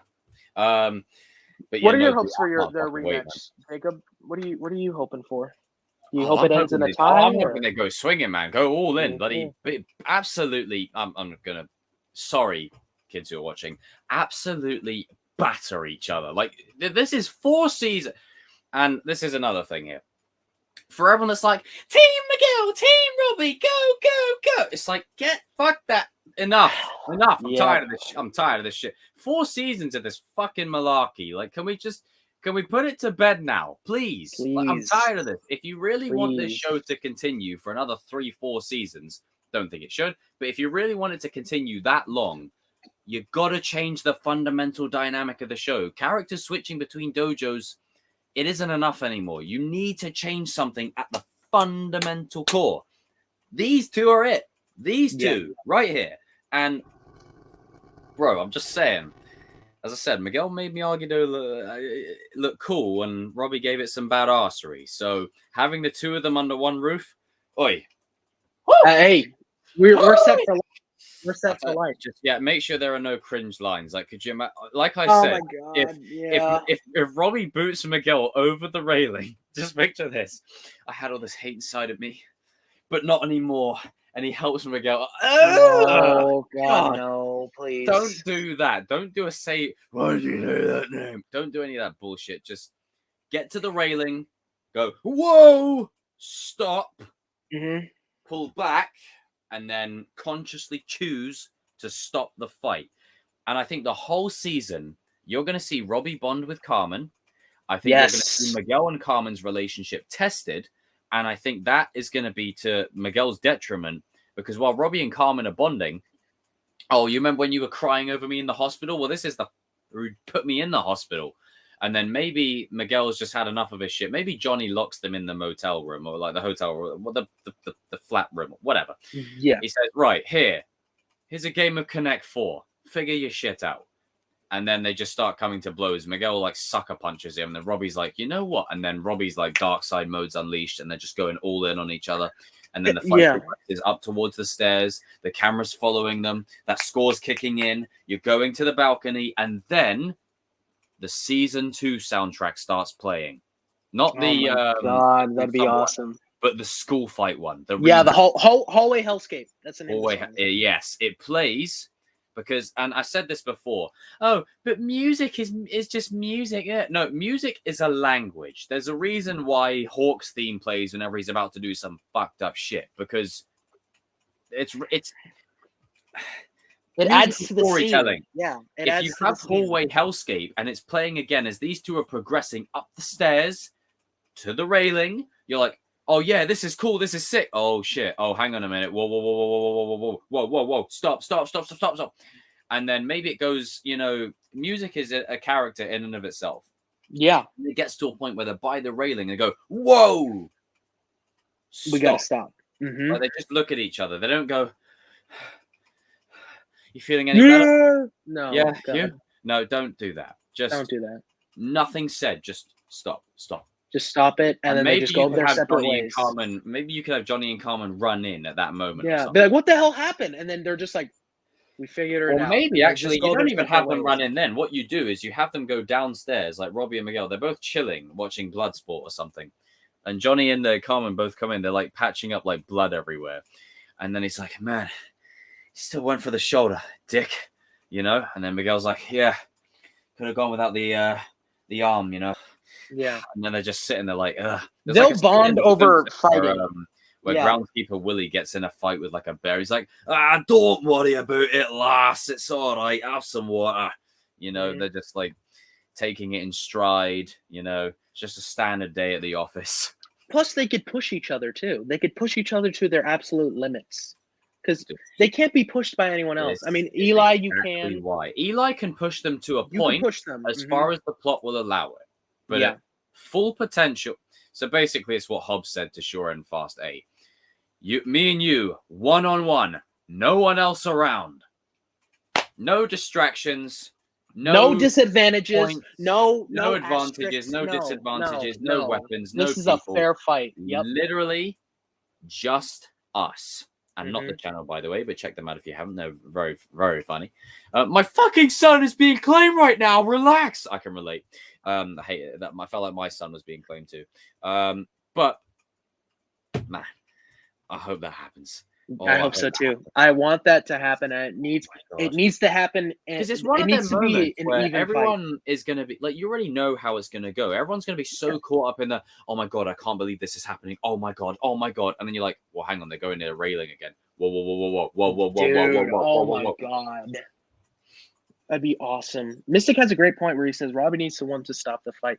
Yeah, maybe he's the one to wake up and be like, wait, dude, stop. And Miguel realizes maybe he has Miguel in the armbar. Oh, that'd be a good one. But then you kind of put Miguel down at a disadvantage. Exactly. So they need to. What I would feel is they should both kick each other at the same time. Maybe one of them boot each other, and then both of them are about to like that, and they're like, "Whoa." And then maybe Miguel's like, "Yeah." Or maybe there's tell you what, maybe have a moment. Yeah. When Miguel's sort of like, "Oh shit, last time I fell over, it didn't go so well." And then Robbie's just like, the last time I did that, it didn't go so well. Here's the thing. Here's my thing. Again. The railing, there needs to, this would be cool if there's railings on both sides. There's a railing here. There's a railing right here. They kick each other at the same time. Bang. And they're just like, whoa. So basically, I'm going to go this way. You go that way. So we're fighting, yada, yada, yada, out of the way. Yeah. And then 3, 2, 1. Boom. Just go like that. And they're like, whoa. And then they're like, whoa. We got to stop. Kenny's the next one. He's pretty much Jaden Smith in the Miyagi. You're not wrong. It's like Hawk's like that dude from, the... Oh, the God, dude. That one kid was like... That one kid. I haven't seen that movie in years, man. It's actually really good. Like I don't mind it. I saw it in gets so theaters. unfairly slated. And it's not Mhm. Karate Kid. All right, it's Kung Fu. I know, but it's Yeah, they should have called it still different pretty kid, title. though. Different title. Kung Fu Kid. Oh, I'm there. have you ever seen the deleted scene, Mr. Han and? Yes. Oh my god, where he fights the Oh teacher. my That scene God. is so good. Yeah. Oh, I understand. I understand why they cut it, but it's pretty good. Oh, and the rendition score for that movie, you know, like when Dre's training with Mr. Han. Oh my days, Hmm. going straight in my workout playlist. But yeah, man, this fight scene might be the best in the entire show. One of the best, probably. Especially It could because be. the symbolism and the meaning behind it. Even if it's Yeah. not like as bombastic as Eli and Robbie, like in terms of spectacle, it's just the feeling of it. This is 4 seasons, nearly 5 of build up to this moment, this crescendo Mhm. right here. You know, is what the? Why is everyone saying Kenny is evil in this chat? No, where? I don't see anything. But it's built up since 2018. yeah, and it's time. I'm sick of the shit. Like, It's come 2 on. guys that should have been on the same side from the They beginning. should have been There's the only- same side from the beginning. Like it's Yeah. time. It's time. It's time to end it. It's time to end it and be like their mentors. You know what I mean? Yes. End it when they end it where their mentors couldn't, because Daniel and Johnny have so much faith in Robbie and Mcgill. You know what I mean? Because they're more skillful than they were when they were kids, and they've learned a lot more. So maybe they could. And this is what we were saying also the other day. If the Yeah. show is to end at season 7, no, it can't end at season 7. Chill a minute. Put it this way: they've already done the transition from legacy to new. Think about it like this: season 7 is the final season. 10 years from now, Cobra Kai season 8. You've got a great roster to continue the story with. Because they've already passed the torch, and we agreed like with we it. kicked out the old legacy characters, Star Wars. It's not like we kicked out the old legacy characters, sequels. You know, it's quite literally, oh my god, Miguel, Robbie, Hawk, Sam, Tori, let's see what they're up to. Exactly. He's touring the world now? Damn. Sick. You know? Yeah. It's great. Miguel might strike first. Yeah, probably. Yeah. It's probably going to He struck first in the school fight, so yeah. Totally. Oh god, do you remember I love rewatching that because it's so epic, but then it's just like, you know, I would never. Then why'd it happen? No. Oh my god. I'm like, they both have some don't do that. cringy roars. Their roars Yeah, are very it's cringy. like, she doesn't love you, she loves me. I'm like, oh god. Then why did it happen? It's just a little bit cringy. Just a little bit. But Just a little wow, this has been 3 hours of I know, absolute man. epic discussion. Now there was a bit of a moment in the middle where the powers that be said, "Hey, whoa, yeah, lag," yeah. but you made it work. We made it work, and We got through it, man. But hey, man, that's We got what through I it. do. That's what I Yeah. do. No, I'm joking. That's what we do. That's what we. Oh, do. we didn't. That's what we do. We didn't talk about Johnny. Oh yes, yes. We didn't indeed. talk about It's kind of Johnny. because all these 3 characters are so intrinsically linked. The pillars, think man. They're the Johnny pillars. this season, as a final note, I think you will sort of see him really attempting, like he'll be Googling how to mend these 2 together. You will see him find that balance of how to be there for both of his sons. Now, as much as I would like him to go and beat Silver's ass, I would much prefer him to be focused on mending this, because if you mend this, Silver's done. Like, because then you ain't got to worry about this petty bullshit anymore, you know? We're all on the same side. Robbie, what did you do? You broke my head. That is cringe. Cringy. But I think Johnny this season, now everything's come to a head. You know, it's like, I'm sick of blaming you, Dad. And then he gives it like, Oh, I love that. it's time, man. It's time. It's time for Johnny to be there for both of his boys, not just one or the other.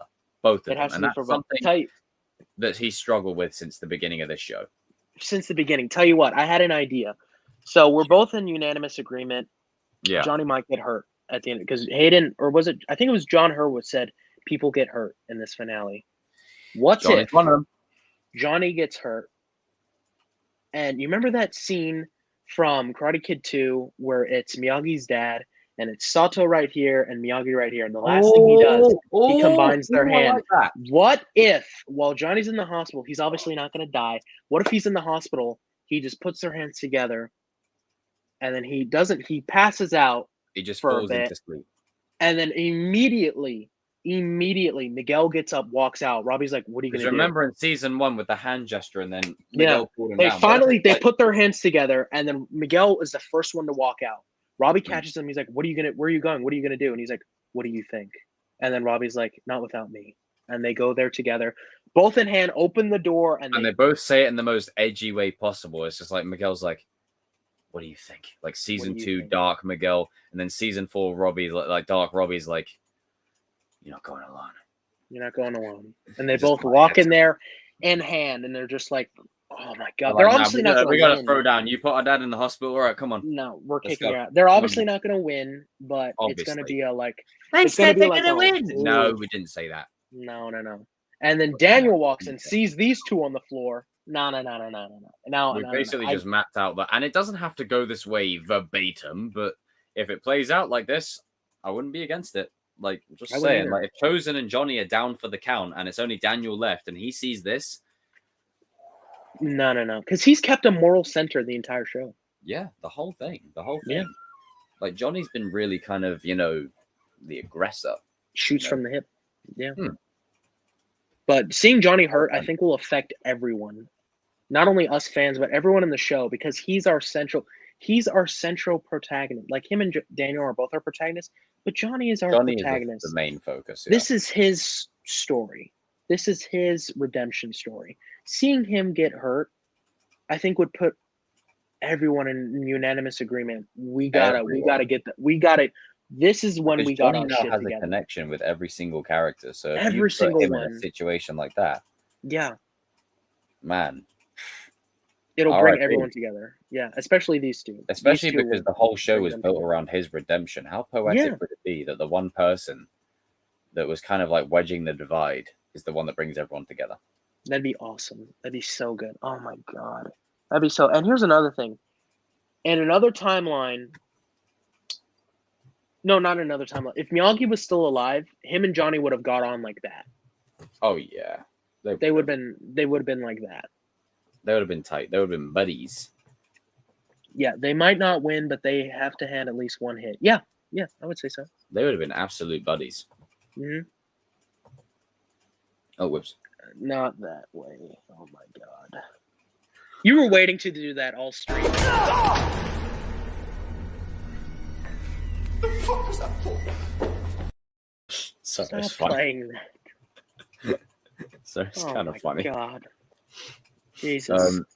What a great stream, man. Look what we accomplished. What a today. Great stream. We've done a good business here, man. Yeah. This is, as Beckett would say in Pirates of the Caribbean, it's just good business. Just good business. Yeah, he'll get... Yes. Agreed. Yeah. Oh, damn. Jesus, that's rough. Trying to stab Daniel actually kills Kree. Silver would be in tears after something like that. Yeah. That should be like a season 6 thing. Yeah. Silver and accidentally takes Kreese's life. Takes his buddy out. Yeah. Yeah. That's when it changes everything for him. Yeah.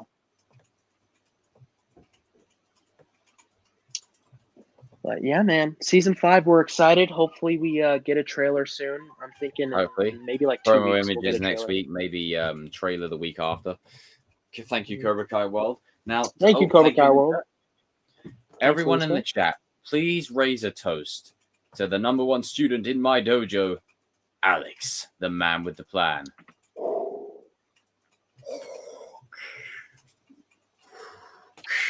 Fun stream, you guys. I love doing this with you guys. You guys are really cool. Love talking.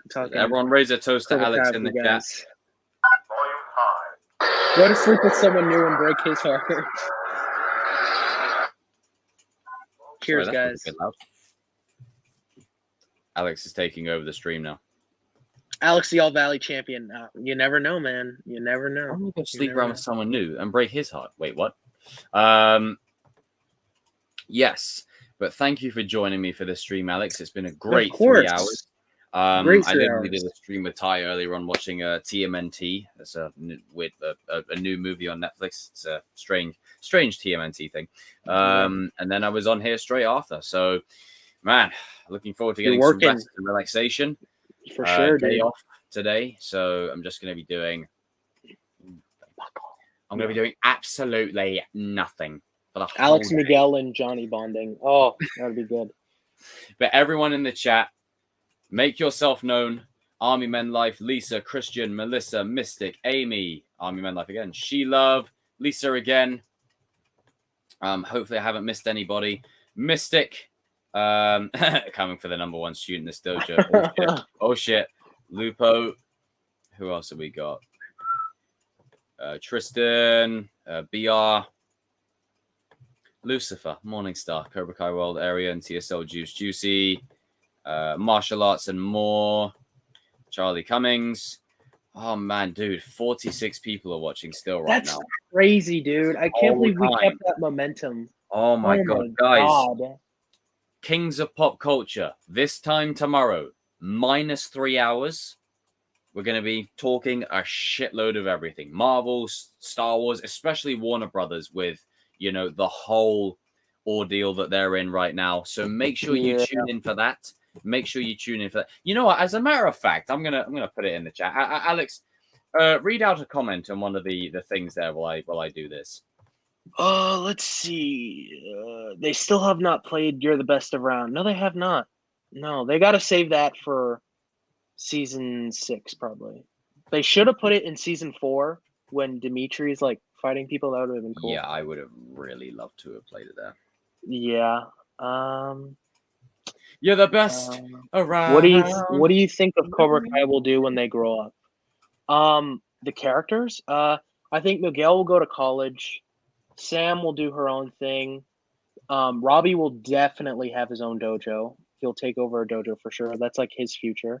That link I've just put in the chat, people, that's the link to tomorrow's Kings of Pop Culture stream. So make sure you set a reminder for that. Oh, advert. Karen, Alex. And Robbie will have his own dojo because they kind of set that up that he's going that way. And Hawk and Dimitri will go to university or something. So, Alex, how do you rank the seasons in your opinion? When I first saw season 4, it was 3, 4, 1, 2. Personally, for me now, it's 3, 1. I think 4, 2. 3, 1, 4, 2. Oh, I'm 3, 1, 2, 4. Yeah, but the best finale, it's a tie between season 2 and 3. Yeah. 2 and 3 for sure. Yeah. But as an overall package, that's what you prefer each season. Yeah, I would say so. Hopefully season 5 does it, man. Hopefully. Man, I want to say season 5 is the best, but I don't want to jump the gun. He gives ratings on Yelp, so he could possibly 4, 3, 2, 1. That's actually a football formation as well. 3, 1, 2, 4. 3, 1, 2, Tori's 4. future. Oh, we covered that. I forgot about Tori. Yeah, I would say Tori. Where could she go? She's the dark horse of the show. She could go anywhere. As we said earlier on, she's the hidden gem. She has so many avenues to go down. She could go anywhere. Anywhere, Tori's the interesting one. I could see Tori so good because you can't limit her potential to any one thing. Yeah, that's how great her potential is. I could see Tori being kind of like a she could be like a 3, 2. She could be some kind of like she has to have something with kids, where maybe she's like a speaker to kids or something, where she could, talks about struggles and stuff like that. I could see that for her. A graduation fight. I hope not. I hope there's not a graduation fight. Some very interesting rankings in the chat there. Some very interesting rankings. But everybody, thank you all for tuning in. And to those who have, watching right now after the fact or on rewatch, I really appreciate all of you. And those who have stayed till this time. The only reason I'm up till 3:30 in the morning here in the UK time on 5 hours sleep, by the way, my ad, is because of you people in the chat. I'm literally on 5 hours sleep saying this, but it's because of you people in the chat that I'm still here. And this gentleman right here speaks my language. Season 3 would be as perfect as 1 and 2 if they had longer episodes. I think season 3 is still better. Longer episodes wouldn't go amiss, but Yeah, I More did a Robbie and video Julie, talking yeah. about the missed opportunities with that. I would have loved a little scene. Just imagine a scene at night of him sat there on the bunk. He can't sleep, and he's reflecting about the school fight. Yeah, that'd be cool. 3-2. Oh, 3-2, 4-1. 4:30. Damn. Jesus, you're on 4:30. Fucking hell. Shout out to you, Lupo Music. You're the best around. And nothing's gonna ever keep you down. Now, tomorrow tune in for Kings of Pop Culture. You're damn right. Hash brown bless. If you know Hash you know. brown. Absolutely. And then send it to the internet. Now, everyone, the link that I've sent into the chat, everybody, that What will is be that? the Kings of Pop Culture stream tomorrow. So make sure you head on over there and set your reminders for that. And yeah, man, good times await. Good times await. The notes are gone. Gone. Alex, No thank more. you for joining me, brother. Everybody. Everybody, Of course, man. Of course. just Jersey tough. Hey, you Jersey guys and girls are built different. 433 of here and absolutely no regrets. Much love to you. Much love to you. Glad to be of service. And guys, before I end, Saturday streams, do you want me to do them regularly? Now, Saturday streams could be chosen lives with me on my own. I could do a Goat in the Chosen with RJ. I could do a stream with Alex. Keep me posted. I know why you put 2 as your favorite king. That's because of Tommy, like Robbie, Tommy Oliver vibes. Green Ranger. 12:33 p.m. I'm set the entire day. How's the pie? So good. So good. 15th. Send it to the internet. Love conquers all. But guys and girls, comment timestamps of your favorite moments in the chat and in the comment section below. Make sure you do that as a thing now, just so we can keep an eye out on when funny shit happens. But Alex, thank you for joining me for this stream, brother. Much appreciated. Everyone in the chat, may the force be with you. And the rivalry's going to end. Like, it's going to end. It's time. And let's play one last clip just before the end. What'll be a good clip to go out on?